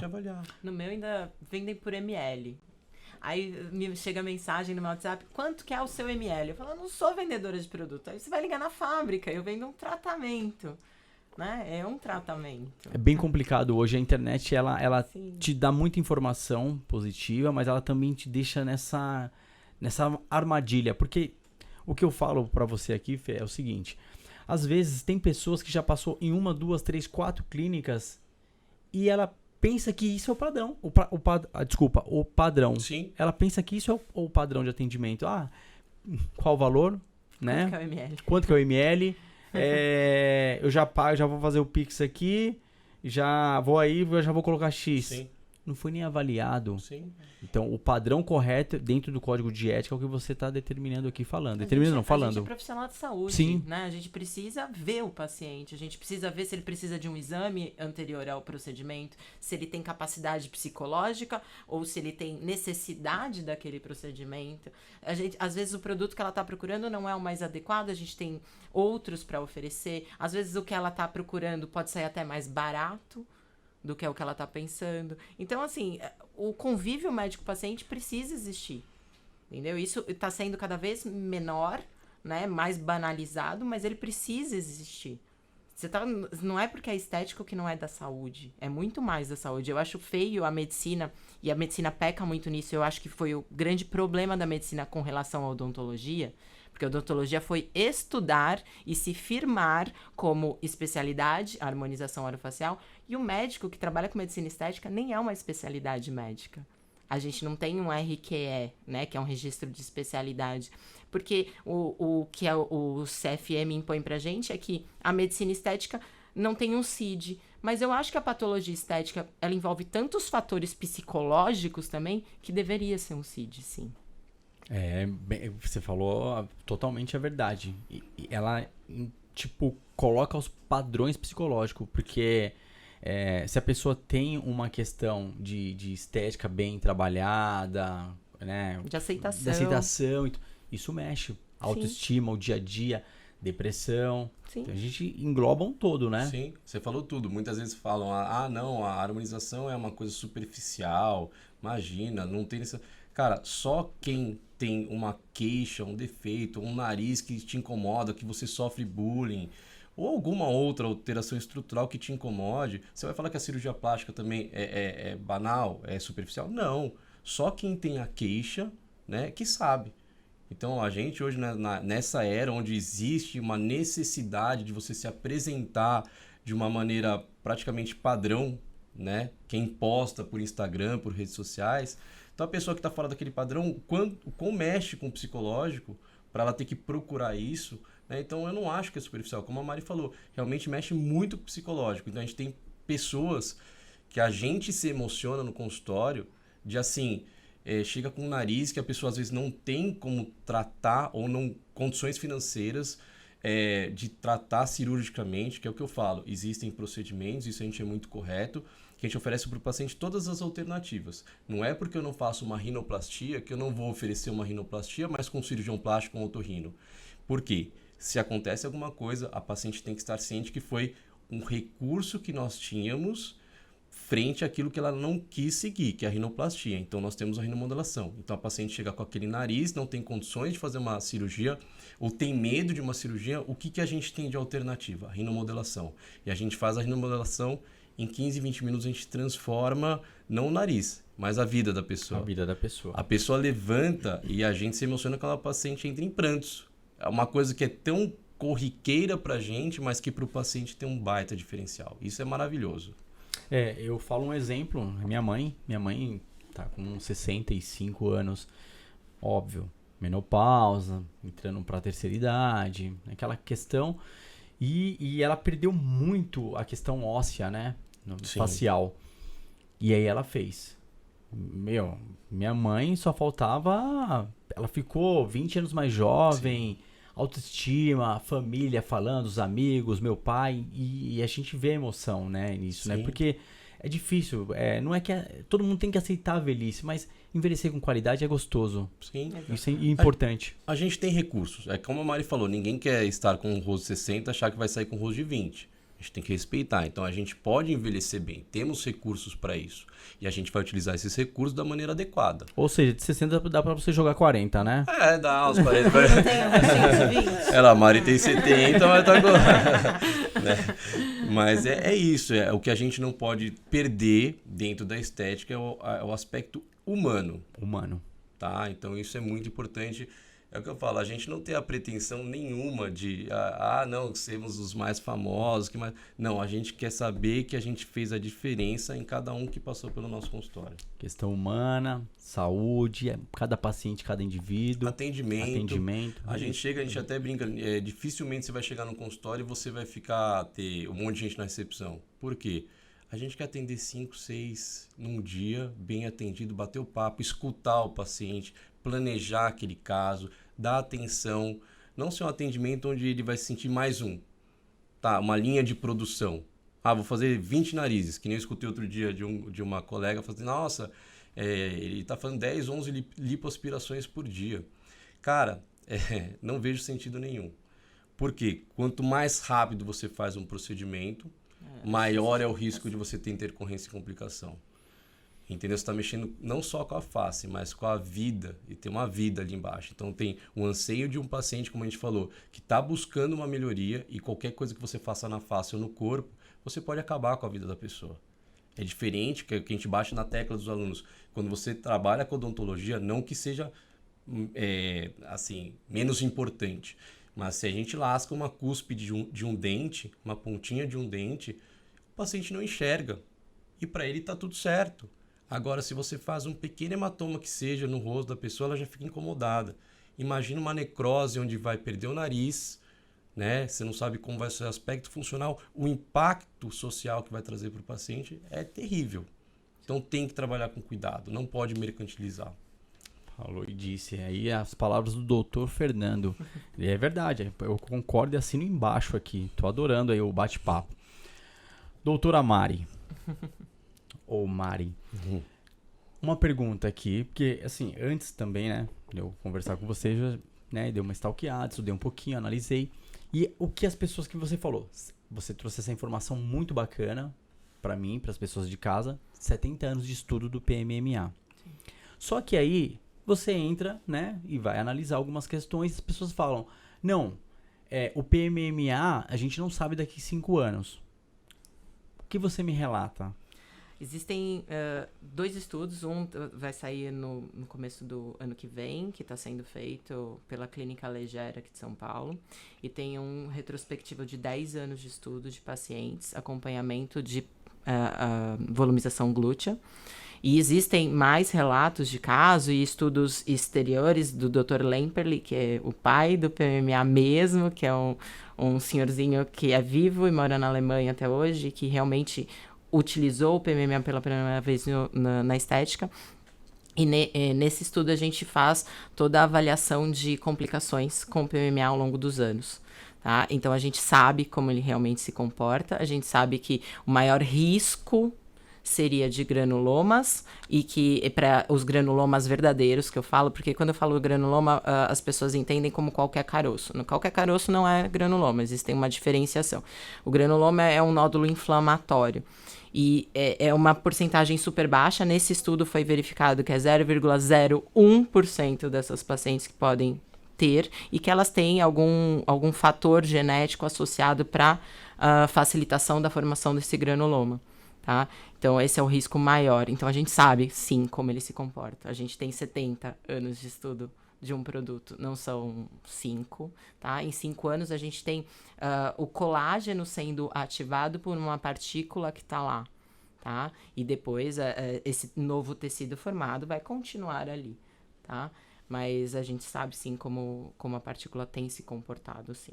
Importante essa informação, muito importante, porque quando você vai procurar essas informações na internet, o que vocês, eu já havia comentado, é só paulada. Sim. E ninguém procura saber, trazer a informação real do que é, né? Você quer um exemplo? Hoje mesmo saiu uma nota da Sociedade de Cirurgia Plástica. Ontem, né? E como você vê que tem uma briga até dentro da medicina, né? Reservas de mercado, a gente imagina que seja isso porque não há outra explicação. A nota dizia que, a gente não recomenda para uso estético, mas se for fazer, faça com cirurgião plástico. Ué, qual que é o sentido? E a bibliografia utilizada foi a bibliografia de 2006, 2007. Quer dizer que a gente tem um hiato de quase 20 anos de produção científica. Ninguém mais falou do PMMA em 20 anos. Nesses 20 anos é a maior fase de produção científica brasileira sobre o assunto. Por que ninguém cita um trabalho futuro? A gente fez um trabalho comparativo, existe esse trabalho publicado, do PMMA com ácido hialurônico em provocar necrose. A chance de uma aplicação com ácido hialurônico é maior do que a chance com PMMA. Por que ninguém fala desse assunto? Não é interessante, né? Não vende, né? Não vende, né? É isso que você falou, o assunto não é vendável. É um produto, é o que eu vejo assim, lógico, E a gente passou por isso durante... O medo vende muito mais. Então, você aterrorizar as pessoas vende. Você se torna famoso falando que aquilo mata, falando que aquilo acaba, que aquilo infecta, que aquilo vai, sei lá, fazer qualquer mal pra você. Mas com qual embasamento, sabe? Quando a gente pergunta pras pessoas, tá, mas quem que morreu? Você pode me passar? Tem um estudo? Me mostra, eu quero entender o porquê que ela morreu. Quero entender por que o produto fez mal. Não. E entra numa outra questão, né? Como você falou, ele foi inicialmente utilizado para lipodistrofia em pacientes HIV positivo, né? Então, quer dizer, para o HIV positivo você pode usar para um efeito estético, né? Porque não existe outro produto. Então, o HIV positivo, ele é menos humano, ele aceitaria. Isso. Então, não faz o menor sentido. Então, é preciso estudar, é difícil a nossa tarefa de conscientizar, mas a gente está aqui para fazer a diferença, né? Para colocar, entre aspas, os pingos nos is e mostrar, cara, não é bem assim. É árduo o caminho? Tomamos paulada? Tomamos, sempre. e é assim. É o que a gente fala, se você não quer ser criticado, simplesmente não faça nada, não abra a boca. Porque a partir do momento que você emite sua opinião, vai vir paulada de algum lugar. E graças a Deus a gente sabe que, com base nos estudos, porque não existe outra coisa, se falou tanto durante a pandemia de a ciência, e é o que a gente busca, estudo científico. Mas estudo científico bom, né? De publicação internacional, com alto renome, com alto grau de impacto, né? E com uma metodologia boa. Porque hoje também a gente sabe que, infelizmente, qualquer um publica qualquer coisa.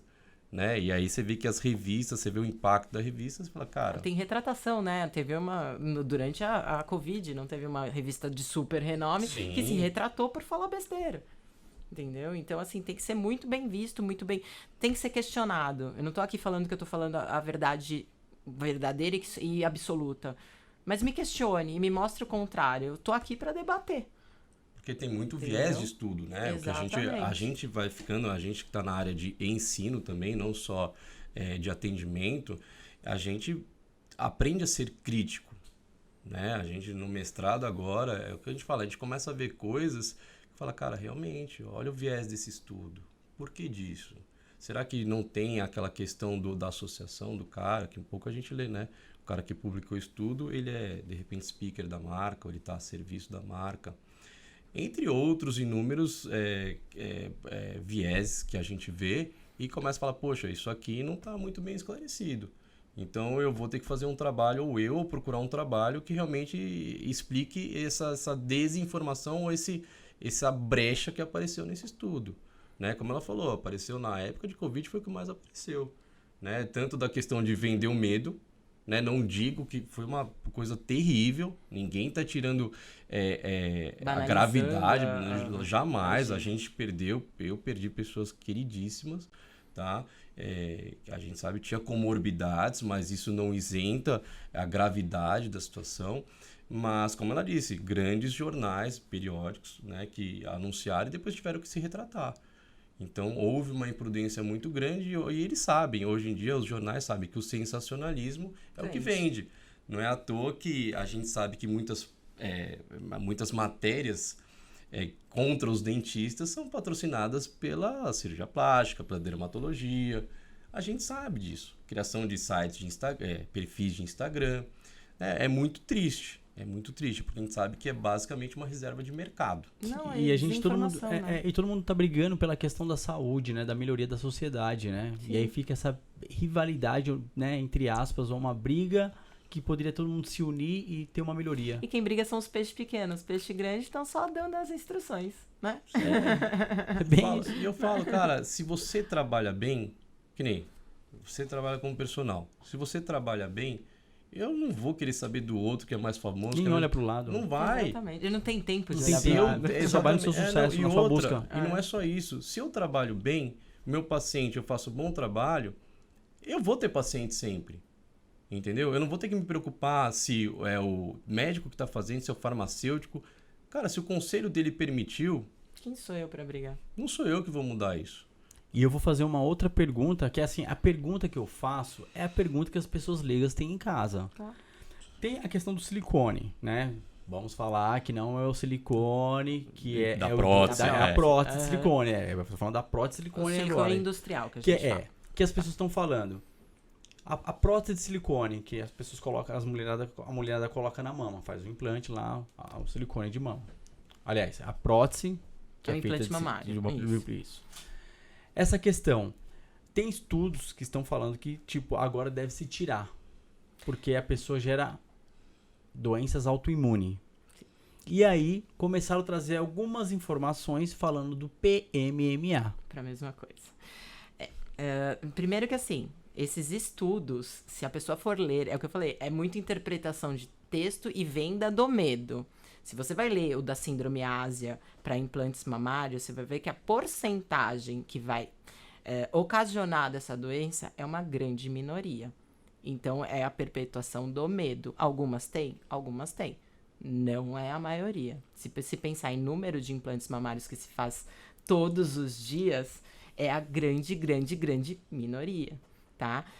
Com relação ao PMMA, não existem estudos comprovando que ele gere algum problema futuro, exceto nódulos e granulomas que são tratáveis, tá?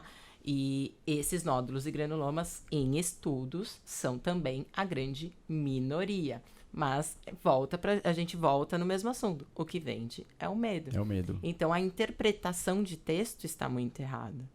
Né? Até porque é o que a gente fala, hoje mesmo, quantos que mandaram ontem para você, quando veio a nota da sociedade, Nossa. o pessoal sequer lê a primeira linha, lê a manchete. E é o que eu falo, ele lê lá e fala assim, não é indicado para uso na medicina estética. Tá, e no último parágrafo, porém, se você for fazer, faça com cirurgião plástico. Então, ninguém lê. Essa é a grande dificuldade da nossa sociedade atual. Né? Vai buscar nos lugares errados, lê as manchetes e não lê o conteúdo. Isso é muito difícil. Mas foi legal você ter falado, porque assim, quando a gente fala de implante mamário, né? É uma demanda muito alta. Sim. E aí quando você coloca 0,000001% teve um efeito colateral. Calma, e você vai anular os outros, o sucesso de um todo? Sim. Pois é. Não, e assim, o que a gente sempre deixa muito claro, porque hoje em dia é muito difícil a gente emitir nossa opinião. Tudo acham que você ou tá banalizando ou discriminando, né? Ou que você é burro, que você não tá estudando. Ou que você não tá, né? Você não tá sendo humano, que nem a questão da Covid. Foi uma tragédia. Se você coloca aí a porcentagem de mortes, né? Não vou entrar no mérito político, pelo amor de Deus. Mas é uma porcentagem perto de todos que se contaminaram baixa. Lógico, só quem perdeu alguém, eu perdi. Perdi, lógico. É uma porcentagem muito pequena. É a mesma coisa que acontece a grosso modo, a comparação, sim. tá? Pelo amor de Deus. Tá? O que acontece com os procedimentos estéticos em relação ao PMMA. Tá? Que você vê uma porcentagem muito... Qual é o volume? Aquele estudo, não sei, não lembro quem foi que fez, se foi da Leger também, de 80 mil litros de PMMA. É da Leger, é um estudo prospectivo de 10 anos, de muitos volumes, mas muito mesmo. E que a porcentagem de granuloma era 0,01. Entendeu? Ou seja, muito baixa. Sim. Assim, eu até entendo que o que aconteceu durante a pandemia, que às vezes você aterrorizar um pouco faz a pessoa se tornar mais cautelosa, então até entendo, mas poderia ser abordado de uma forma mais leve, porque ao mesmo tempo que trouxe as complicações inerentes à doença, que foram gravíssimas, também trouxe muita complicação mental, e isso a gente está vendo agora, né? Muita gente ficou extremamente aterrorizada, extremamente... psicologicamente abalada em virtude da maneira como se foi imposta, né? E até mesmo, desculpa cortar, até mesmo aquelas pessoas que já têm o produto no corpo, o PMMA, começam a ouvir essas coisas e começa a vir, não, eu preciso tirar, cara, não preciso tirar. Aquela história. Sabia que existe uma indústria na cirurgia plástica que eles disseminam o medo da pessoa que fez o procedimento a obrigar a tirar, e isso gera uma mutilação, porque como eu falei, ele não sai. Então existe alguns cirurgiões plásticos que a gente conhece muito bem, quem é do meio, que eles estimulam a paciente mesmo inerte a retirar um produto que não estava fazendo mal a ela para falar que aquilo é ruim. Isso, e aí quando mutila a paciente, fala, não, isso não fui eu, foi o PMMA. Foi o PMMA, não foi eu que te mutilei. O que eles vendem é que, não, é uma bomba relógio. O que eles vendem, assim, o que eu vi, assim, também, é o corpo estranho, que tá te gerando uma doença autoimune, que vai te gerar complicações futuras, aí eu entro na questão leiga, mas o que eu já busquei de informações. Um exemplo. Você falou que o implante do PMMA é intramuscular. Isso. A alta concentração, ele é de uso intramuscular. Intramuscular. Então já começa por aí. Então não vai ter queda. Tipo, lógico, a pessoa vai envelhecer e tudo mais, assim como o músculo, você tem a flacidez, a atrofia, a perda de massa magra, e vai, né? É normal, a pele, Sim, né? Não vai ter aquela resistência. É a pele, né? Não vai ter aquela resistência, mas ele tá lá implantado intramuscular. Isso. Por isso que é importante falar essa questão, para não se perder, né? Pra gente não se perder. Sim. Então tá implantado lá intramuscular. A pessoa envelheceu. Não é porque aquele corpo estranho está ali que alguns médicos podem disseminar essa informação de, olha, você vai ficar com a pele totalmente caída, a gente tem que tirar de qualquer forma, isso daqui a alguns anos. Então é por isso que nós estamos trazendo essa informação. Eu entrevisto, mas eu não estou dando o meu ponto de vista, mas eu quero que as pessoas analisem isso daí. Essa Tem uma outra questão. O PMMA, ele forma um tecido, né? E esse tecido vai ter uma vascularização, né? Vai ter vasinhos chegando para nutrir esse novo tecido. A capacidade de formação desse tecido é tão importante do PMMA e de neoangiogênese, que é a formação de novos vasos, é tão importante que até casos de infecção são super, assim, é muito mais inerente a uma má técnica, má asepsia, má antisepsia, do que ao produto, porque ele é extremamente vascularizado. Se você der um antibiótico, tem tanto vaso ali que vai irrigar com o antibiótico de uma maneira muito mais precisa, entendeu? Então, a chance de você ter um processo infeccioso duradouro com PMMA, quando falam em biofilme com PMMA, não existe descrição em literatura. E essa questão da autoimune... Autoimune, toda pessoa... exatamente. 0, toda pessoa pode ter um genezinho ali que, sim, por causa do processo inflamatório crônico, acabou evidenciando. Por isso que eu peço exames anteriores e nem isso me resguarda, né? Às vezes você não sabe hoje, amanhã você desenvolve uma artrite reumatoide. A gente não sabe também, né? Senão ia fazer estudo genético para qualquer tipo de procedimento. E aí entraria não só no PMMA, mas você tem os bioestimuladores de colágeno, o próprio Elancê, que é o que você falou, ninguém lê, é derivado do também é um derivado do acrílico, porque falam que o PMMA é plástico, mas o Elancê também é um derivado particulado do plástico. Vamos falar não nomes comerciais, mas desculpa, a policaprolactona, né? Mas que tinham até formas de 1 ano, 2 anos, 3 anos e 4 anos. Então, assim, hoje em dia os bioestimuladores de colágeno, eles prometem de 1 a 2 anos de estímulo de colágeno. E, sendo assim, todos os bioestimuladores de colágeno são uma reação de corpo estranho, processo inflamatório. Então, eles também estariam dentro do quadro do PMMA, promovendo a mesma coisa. Legal. Sculptra para o bumbum, Mari. Bom, o Sculptra, ele é o ácido polilático, né? Ele é um bioestimulador. Então, ele vai dar qualidade de pele. Ele não consegue gerar uma sustentação, tá? E isso a gente consegue com um volumizador intramuscular para dar ancoragem, né? E o próprio PMMA como bioestimulador. Então, a diferença além da potência de bioestímulo do PMMA para o Sculptra seria essa, né? Ele dá qualidade de pele. E se a gente for comparar um com o outro, a gente vai ver que para uma seringa do PMMA, a gente consegue o mesmo bioestímulo, que seria de em torno de 5 a 10 vidrinhos de ácido polilático. Então, a quantidade para você conseguir o mesmo resultado acaba sendo muito maior. E isso acaba sendo muito mais oneroso também, tá? Para o paciente. Lembrando que o ácido polilático você tem que fazer mais de uma sessão também, né? São preconizadas 3 a 4 sessões para te dar um resultado que dura aproximadamente 1 ano. Então, financeiramente, é um custo meio que inviável para a maioria das pessoas, tá? Então, se eu for falar em bumbum, lógico, se a pessoa está pensando só em qualidade de pele, realmente não tem nenhuma pretensão de usar o PMMA, não quer usar de jeito nenhum, a gente pode lançar a mão, mas com um resultado bastante inferior.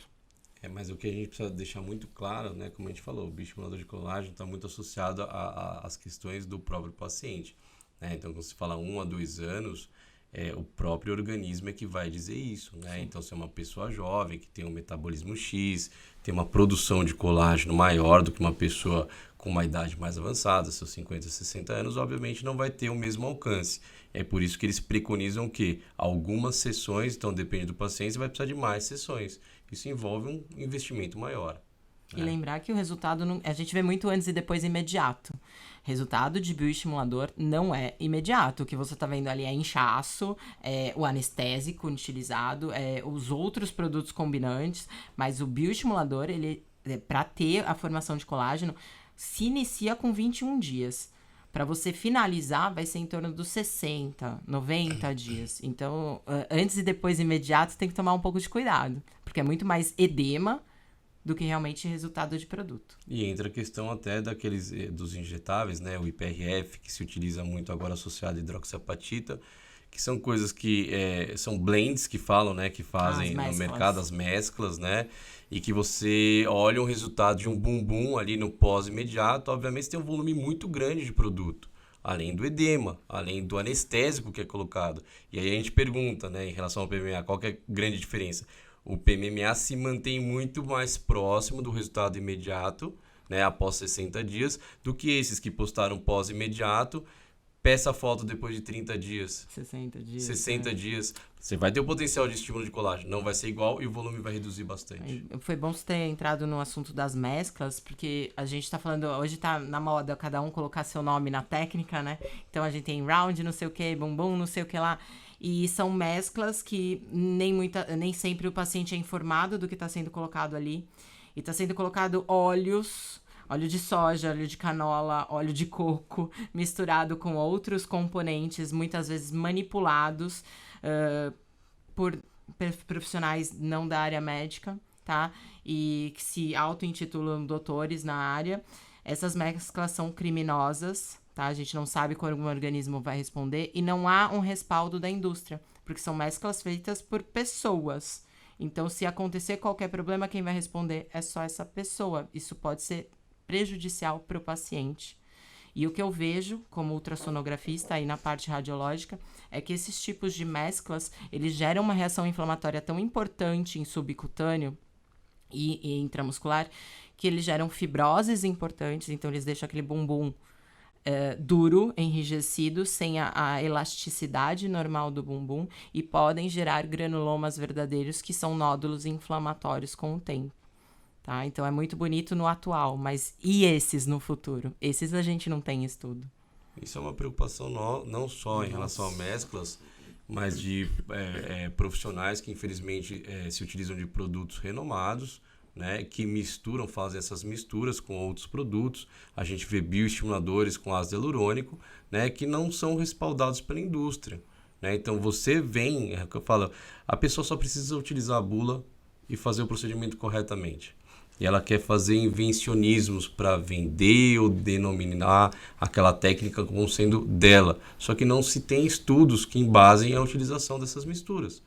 Tá? Hoje em dia a gente tem materiais que associam o bioestimulador com ácido hialurônico, mas é uma empresa que fez um estudo e que tem aquele material pronto na proporção correta e com uma previsibilidade. E com o local correto de aplicação. Exatamente, não uma coisa que foi feita em laboratório ali, ou seja, na clínica, que ela achou que deu certo, mas que ela, não, então se não teve complicação, então eu posso utilizar. Mas ela não fez nenhum estudo histológico, não fez um acompanhamento ultrassonográfico, às vezes nem acompanhou o paciente. Então isso a gente tem que tomar muito cuidado também.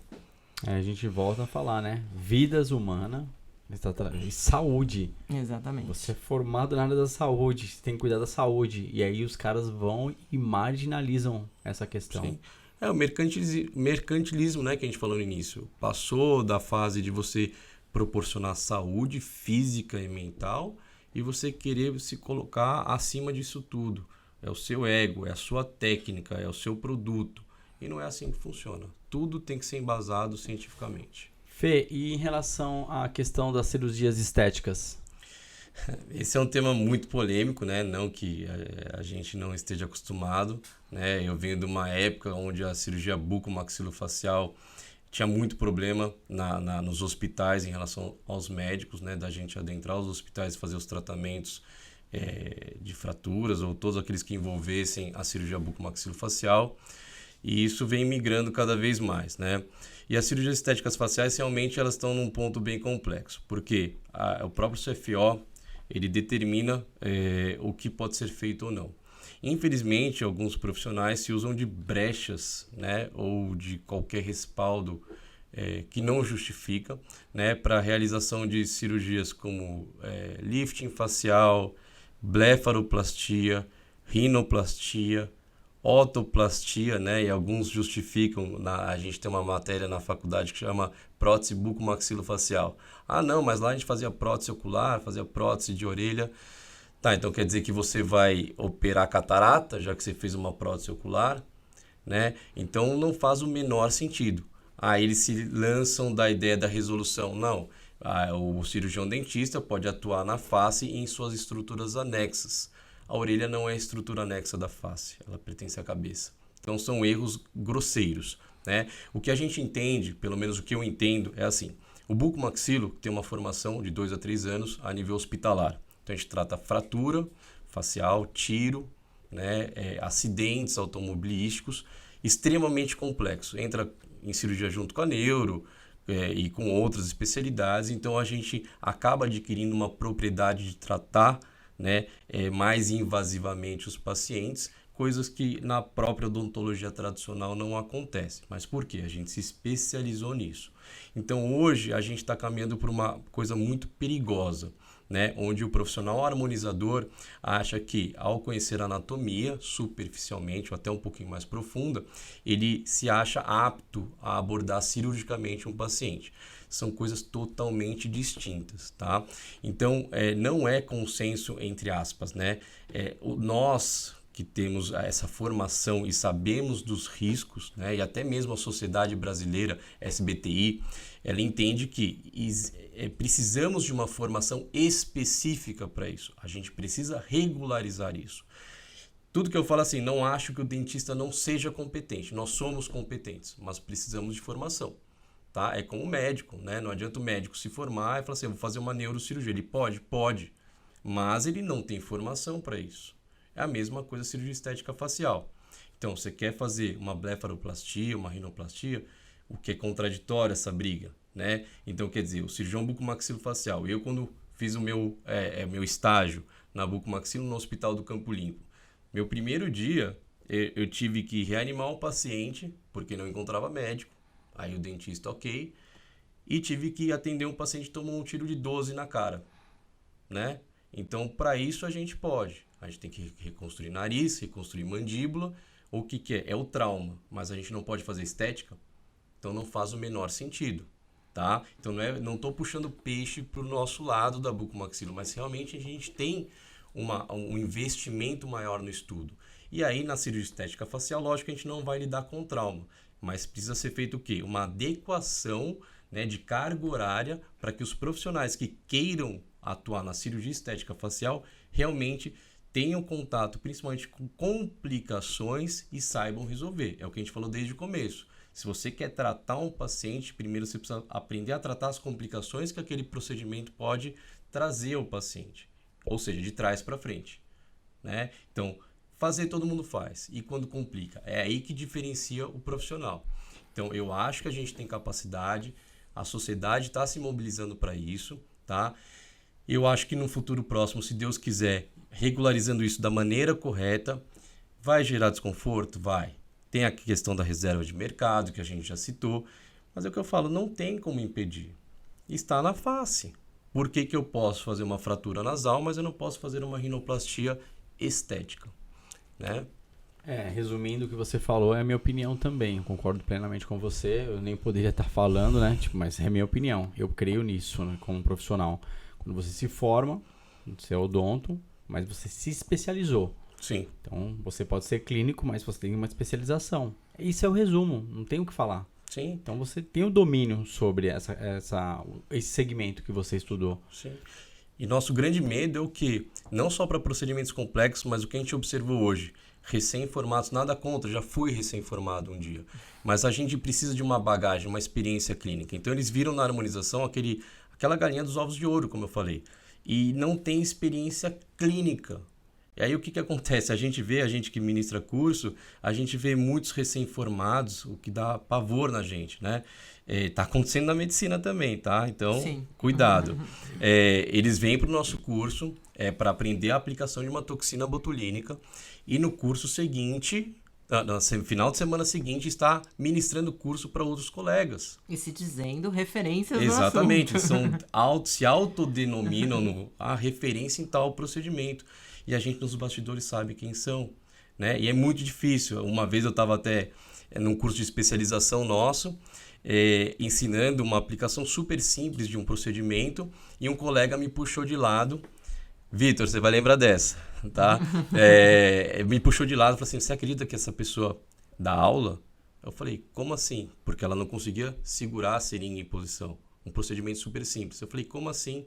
Ele me mostrou o Instagram da pessoa se autodenominando referência, sentada a uma cadeira e 10 alunos em volta. Então, isso é muito perigoso. Eu acho que a gente tem que lembrar de uma coisa. Quem é referência não precisa ser colocado como referência. Sim. Ele já é, você já sabe que ele é. Então, se a pessoa tá precisando escrever no Instagram dela que ela é referência, é porque não tá batendo, Duvidoso. né, a história. Analisa e estuda, porque aí já é Exatamente. duvidoso. A questão é duvidosa. Então, é a nossa preocupação. Então, para os médicos, isso, como eu falei, está acontecendo na medicina, na parte de Bastante, remodelação. na parte com o PMMA, que é um produto novo na estética, a gente vê isso.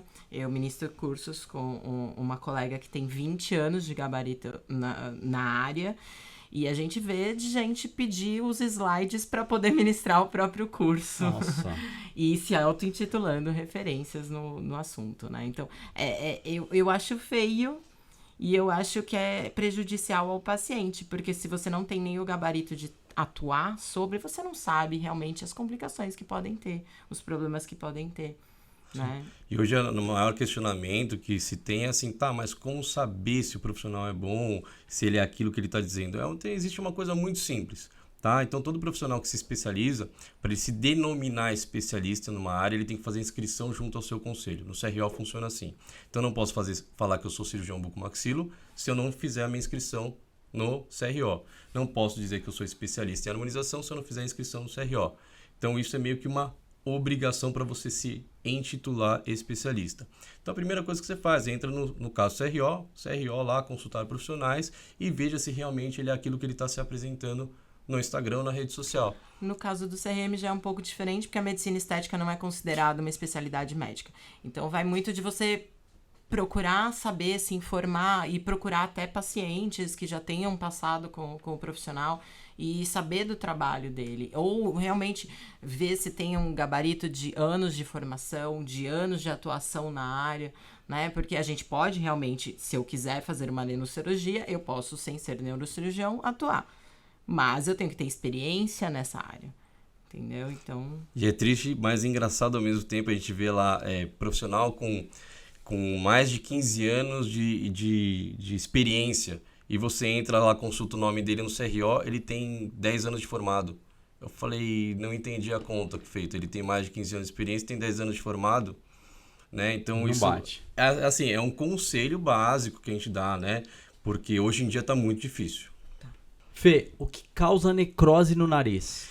Cara, necrose é aquilo que a gente fala, não é um evento imediato, né? Então, a necrose é a falta de fluxo sanguíneo a uma determinada região.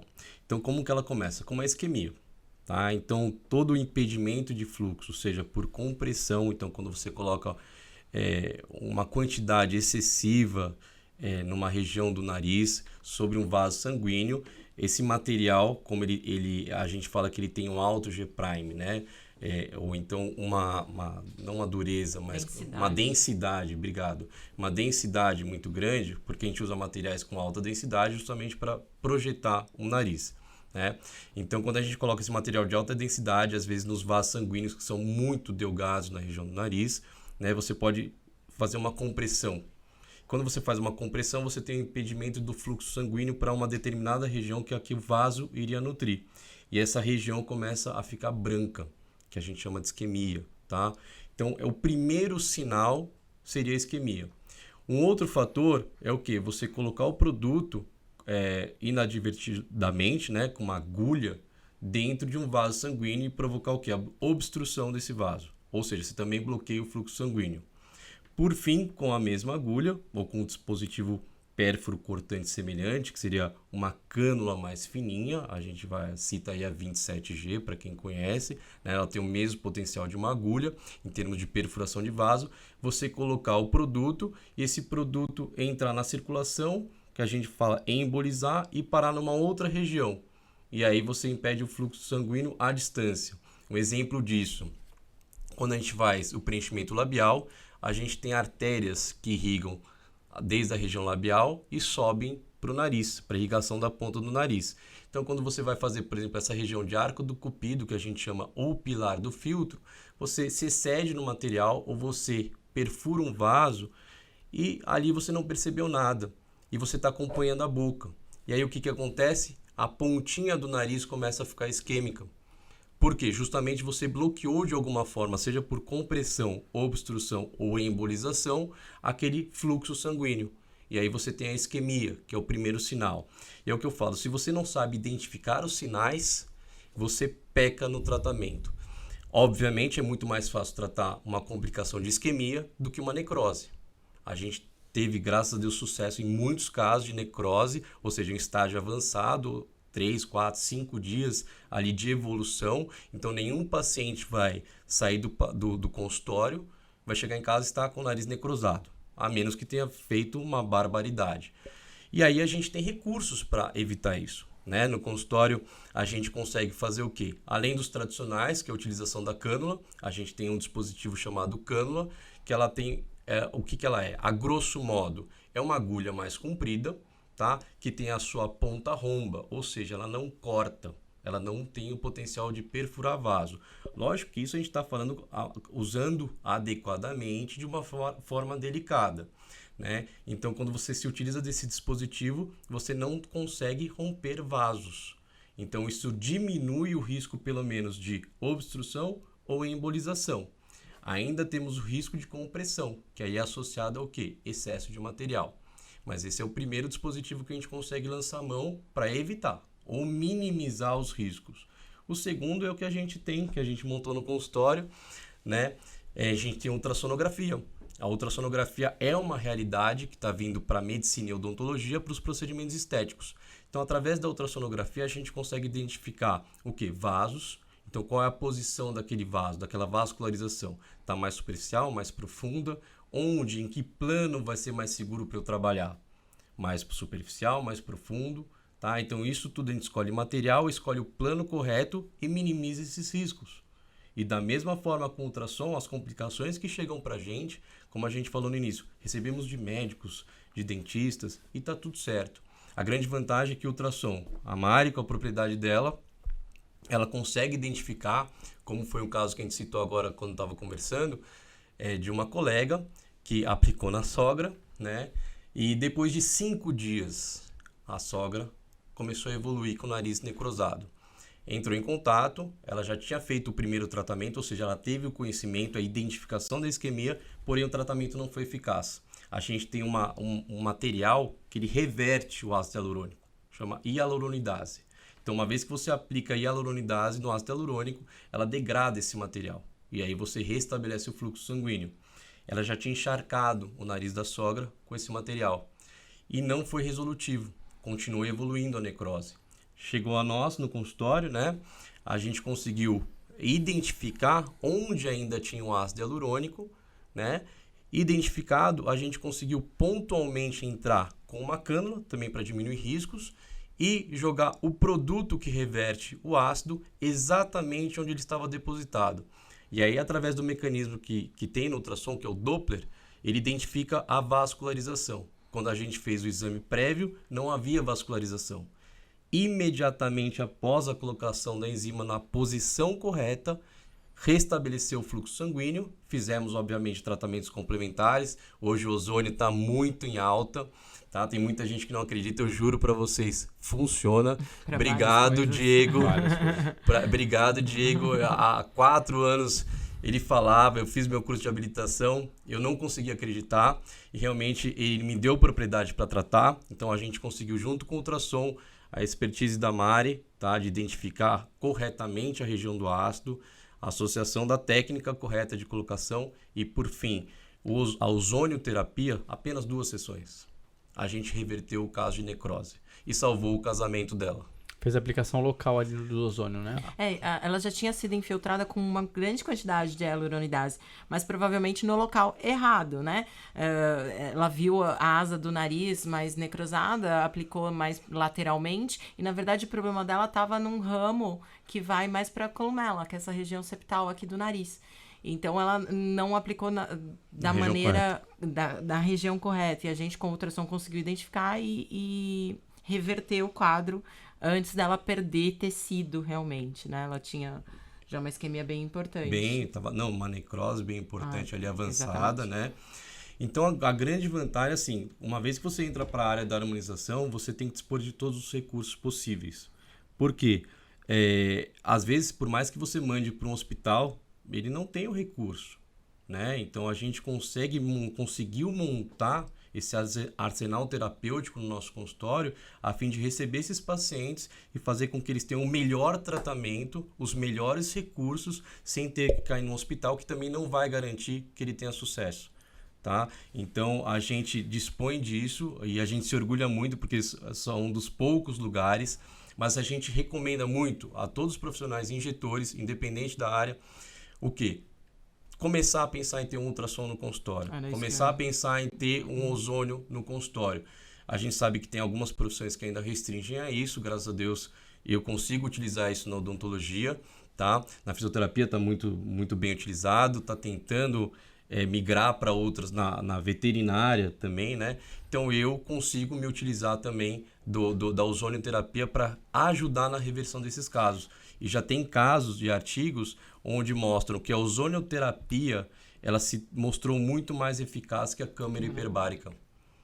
Nossa, é uma mega evolução, então. Muito legal. O que você falou foi colocado lá desde o início, né? Que a gente até falou. Não é só fazer o procedimento e liberar o paciente. Se tiver alguma complicação, vai ao médico ou vai ao hospital. Não. Lá você tem um recurso. Sim, pode voltar que a gente está aqui preparado para atender. Sim. E o advento do ultrassom na medicina estética, e eu falo com muita propriedade como já fiz a radiologia e atuo nessa área, é realmente trazer essa segurança. A gente, se tem alguma dúvida, você pode guiar até o procedimento, eu não preciso mapear antes, a gente pode fazer, e algumas vezes a gente faz os procedimentos faciais guiados, e os meus corporais, principalmente para outras regiões que não glútea, eu só faço guiado. Porque eu tô vendo onde está o músculo, qual é o sentido da fibra, se eu estou intramuscular. E aí a gente lembra de uns outros produtos que eram aplicados por profissionais de outras áreas, como o Sintol e o ADE, que foram muito utilizados por fisiculturistas. E que eram colocados com agulha em plano superficial, geram baita de um granuloma, que pode estar inativo, mas que você inadvertidamente, se fizer até uma injeção no braço, vai tomar uma vacina, você pode ativar aquele granuloma e se tornar infeccioso, inflamatório. Então, o uso do ultrassom te permite identificar o plano correto de atuação e te traz segurança de que você fez o melhor, que você agiu da maneira correta, que você está no lugar correto, que você está aplicando menos do que os exagerados, porque com um pouquinho você já consegue efetivar o seu resultado. Não, pode falar. Pode falar. Então, na verdade, assim, o ultrassom mudou realmente a nossa forma de atuação, tá? E a gente fala, hoje é muito triste ainda ver a briga de médicos e outros profissionais, né?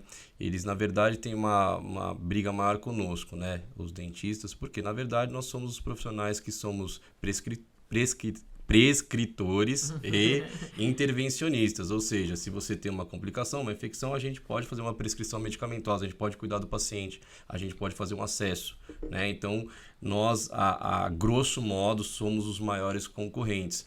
E eu lembrei de uma situação muito chata que aconteceu há algumas semanas de um paciente, um colega nosso, que foi fazer uma lipoaspiração com a devida formação, tá? Ele fez especialização, isso tá na grade. É o que eu falo, se uma vez que o CFO ou o MEC aprovou aquilo, não há discussão, né?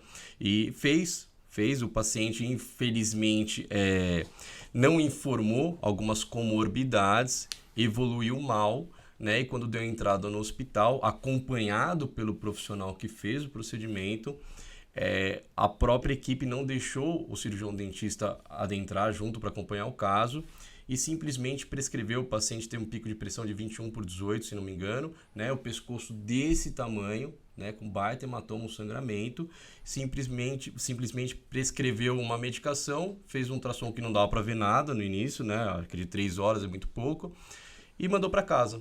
Até dava pra ver, né? Mas eu acho que não interviram. Sim, porque não é uma quiseram. coleção. Não... E colocaram, esse paciente chegou para mim depois de 12 dias e graças ao ultrassom, que já poderia ter sido feito no hospital, né? Mas não quiseram, não sei se era protocolo, não sei dizer, mas eu não entendo o porquê, porque o nosso principal é a vida do paciente. Com certeza. Não abriga, Entendeu? né? E ainda colocaram no prontuário que foi erro médico.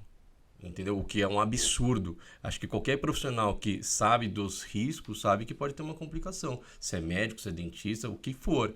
E o colega atendeu o paciente, esteve do lado, não largou o paciente, olha, vai no hospital. Ele acompanhou, porque ele não tinha os recursos e o paciente, inclusive, se sentiu mais seguro, porque ele era da área, era enfermeiro e falou, vou ao hospital. Em resumo, esse paciente teve alta com medicação, evoluiu muito mal, chegou 12 dias depois para a gente no consultório, a pedido do aluno, né? E através do ultrassom a gente conseguiu drenar cerca de 300 ml do pescoço, guiado, sem qualquer problema para o paciente. E qual que é a vantagem disso? Uma vez que fez guiado, a gente consegue identificar justamente onde é o problema e tirar o excesso, tirar aquele hematoma. Por que eu falo isso? Porque uma vez que foi feito, né, o paciente saiu super bem, e aí um colega da área da fisioterapia, conhecido desse paciente, resolveu fazer a mesma coisa que a gente fez sem ultrassom. O que ele fez? Pegou outro hematoma, então o paciente voltou a piorar de um lado. Novamente entramos com a mesma orientação, por meio de ultrassom guiado, fizemos a drenagem e o paciente está evoluindo super bem. Ou seja, vocês trabalham na questão que nós estamos falando, bem-estar, saúde, estética, mas vocês pegam muitos casos de fora de outros, né, colegas que têm a complicação e aí procuram vocês. Como a Maria acho que mencionou, chegou para você também uma paciente, né, que estava, acho que na questão do glúteo esquerdo, evoluiu, você... Assim, se você quer fazer, também saiba acolher o seu paciente. Então, não foi feita uma anamnese adequada, foi um profissional de outra área, né, que não médico e não dentista, e a paciente tinha feito uma cirurgia de carótida uma semana antes de fazer preenchimento com plasma no bumbum, misturado com um outro tipo de produto, que eu acredito ser hidroxiapatita pelas características ultrassonográficas.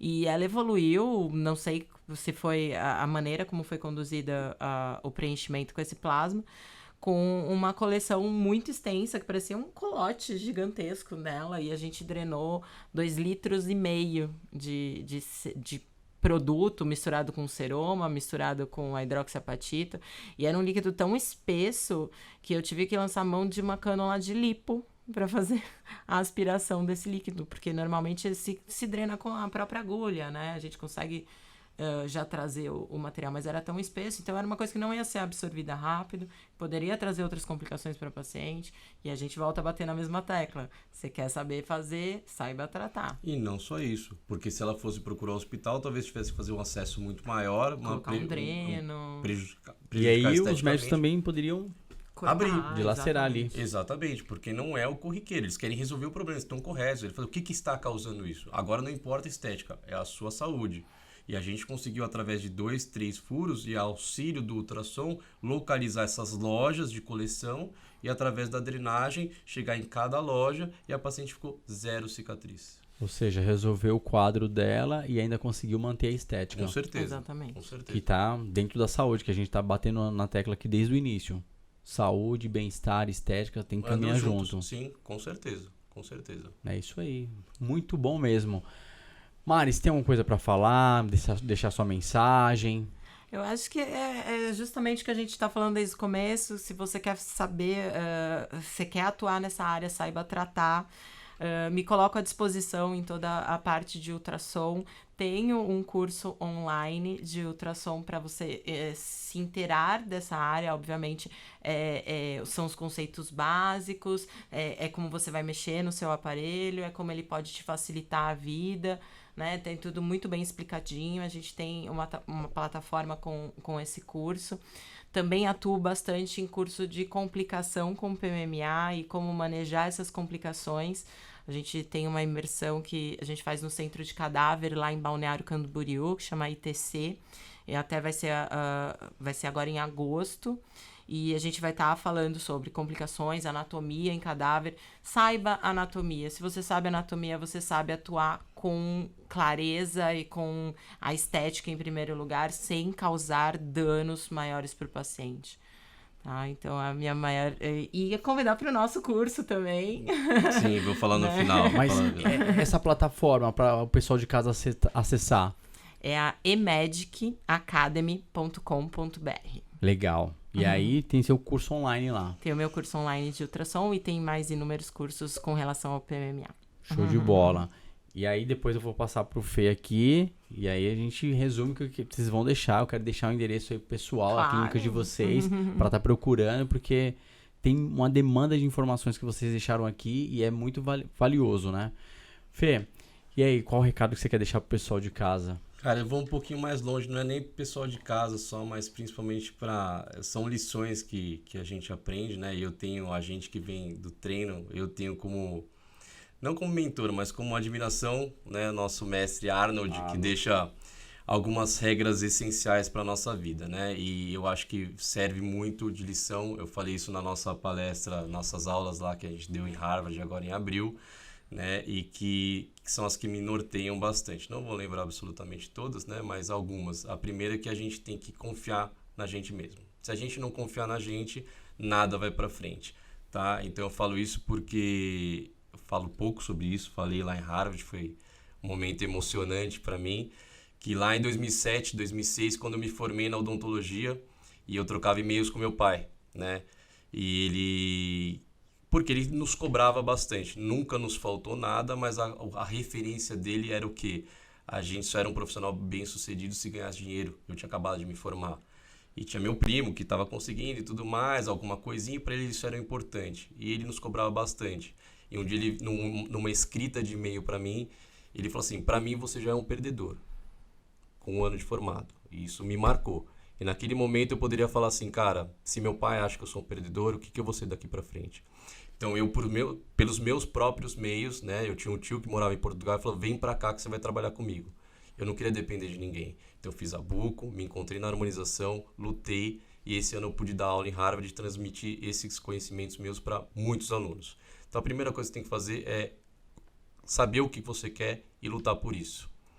Segunda coisa, quebrar regras, tá? A gente não tem que viver amarrado às regras. Eu não estou falando leis, como eu falei. Não é porque eu quero andar armado que eu posso andar armado. Não é porque eu sei fazer uma fratura de nariz que eu vou fazer uma rinoplastia. Mas a gente tem que buscar meios para aumentar o nosso conhecimento e tratar o nosso paciente da maneira correta, tá? A terceira regra que ele fala é o quê? Não dê ouvidos àqueles que falam que você não pode. A gente ouviu isso, comentei com a Mari, a gente está lançando nosso primeiro curso de bioestimuladores de colágeno à base de PMMA, de longa duração. E o PMMA, por ter essa restrição, ele às vezes ainda não é tão bem aceito, né? E ela falou assim, você sabe que você entrou numa área que vai ser difícil você conseguir. E cara, eu tô aí, a gente tá com as inscrições abertas aí, tem já alunos interessados, graças a Deus. Então assim, se eu fosse dar ouvidos a todos aqueles que disseram que eu não conseguiria, com certeza eu não estaria aqui hoje, né? E por fim, que eu acho importante, eu gosto muito dessa regra, que é o quê? Retribua tudo aquilo que você aprendeu. E hoje, quando a gente está no ensino, eu principalmente também atuo em escolas, com certeza não é pelo dinheiro. Com certeza não é. Então, assim, não é. Não é. Tá? A gente sabe o quanto que a gente tem de potencial na clínica de ganho financeiro e não se compara. Mas o prazer que dá pra gente de falar, cara, eu estudei, eu preciso passar isso para frente, tá? Então a gente, eu adoro, eu faço porque eu amo, e é aquilo que a gente fala, né? Quando você ama o que você faz, você não está trabalhando, você está simplesmente fazendo e você está curtindo aquilo, Tá? Então essas são as principais coisas que me norteiam hoje em dia. E quanto aos profissionais, é o que eu falo. Cara, se você é o que você quer pro resto da sua vida, corre atrás. Vai dar certo. Esquece, não ouça ninguém, tá? Porque só depende de você. É difícil, é difícil. Se fosse fácil, todo mundo estaria fazendo, tá? Então eu corri atrás, eu fiz, eu acho que a gente tem que se especializar. Eu tô sempre estudando. Fiz, como eu disse, fiz especialização em cirurgia, fiz em harmonização, terminei agora biomedicina estética, estou no mestrado em harmonização. Então, a gente não cansa de estudar, porque as coisas evoluem rapidamente. E um passo que você fica para trás, você pode comprometer anos de estudo, tá? Então, corre atrás que vale a pena. Show de bola, Fê. E a clínica de vocês está situada em qual região? Bom, a gente está no Brooklyn, tá? Coincidentemente no Terra Office, tá? Lá no Brooklyn, na Avenida Engenheiro Luiz Carlos Berrini, 105, conjunto 305, em breve expandindo, né? Em primeira mão, falando aqui para vocês. Parabéns. Hoje, acho que, vamos lá, vamos ver. Mas porque realmente as coisas estão evoluindo bem, tá? A gente escolheu um ramo que nos dá prazer, de atender, de cuidar das pessoas, de uma outra forma, como a gente falou. Então, estamos no Brooklyn abertos a qualquer procura, consulta, complicações, independente de qual... Aí não temos restrições com profissionais. Médico teve problema, manda pra gente, a gente vai acompanhar. Farmacêutico, biólogo, só não vai dar o veterinário, né? Porque não vai poder entrar bicho lá. Mas os bichinhos a gente gosta. Mas também, a gente ama cachorro, então o que a gente puder, a gente está à disposição. A Mari com toda a expertise dela na medicina, eu na parte odontológica. Então será um prazer. Quem quiser chamar, a gente recebe muita coisa por direct. Pode mandar, a gente na medida do possível, a gente sabe que o atendimento tem que ser presencial, mas em questão de orientações, cursos, como eu falo, dou aula numa escola bem famosa em São Paulo, né? Então, o que precisar, a gente está sempre à disposição. Mari, então deixa aqui o seu contato nas redes sociais pro pessoal de casa. Meu contato no Instagram, meu Instagram profissional, que é @doutoramaririnaldi. Lá tem o link com as informações de curso também, de como contactar na nossa clínica. Pode me mandar mensagem por direct, pode me seguir, pode curtir minhas fotos, pode opinar, tô lá à disposição mesmo, de coração aberto. Fê, também deixa seus contatos aí pro pessoal de casa. O meu Instagram é @dr.fernandopinheiro, também estou sempre à disposição lá, quem quiser saber mais sobre o meu trabalho, pode seguir lá, mandar dúvidas pelo direct, tá? Eu estou sempre à disposição, a gente trabalha praticamente 24 horas por dia, porque muitas vezes temos complicações e chegam por direct, pelo WhatsApp. Se não for isso, a gente vai responder na medida do possível, mas eu tenho certeza que eu vou conseguir dar atenção a todos. O que eu não prometo é o TikTok, né? A gente ainda não inventou nenhuma dancinha, nenhuma coisa para divulgar no TikTok, mas em breve a gente vai ter o nosso perfil lá com muito conteúdo, tá? Para também entrar nessa onda da juventude aí que está acessando bastante essa plataforma também. Show de bola. Para finalizar aqui, eu quero agradecer de antemão vocês dois, de coração. Muito obrigado, doutora Mariana. Muito obrigado, doutor Fernando Pinheiro, meu amigo Fefe de anos e anos, quase 20 anos, né, Fê? Quase 20 anos, quase 20 anos. Cara, muito obrigado por estar aqui hoje, esclarecendo aí o pessoal de casa, no nosso podcast da Our Body Papo e Saúde. Mais uma vez, muito obrigado. Obrigado de coração. Obrigada. Até a próxima. Até a próxima. A gente que agradece aí a oportunidade. É um prazer estar ao lado desse grande amigo, que sempre foi quase 20 anos, né? A gente se reencontrando aí nos altos e baixos da vida. E a gente está aqui sempre junto. Muito obrigado pela oportunidade. Com a gente também, sempre. Muito obrigado. E se você ficou até agora, deixe seu like, inscrevam-se no canal e ative o sininho. E é isso aí. Podcast Our Body, Papo e Saúde. Obrigado, galera, e até a próxima.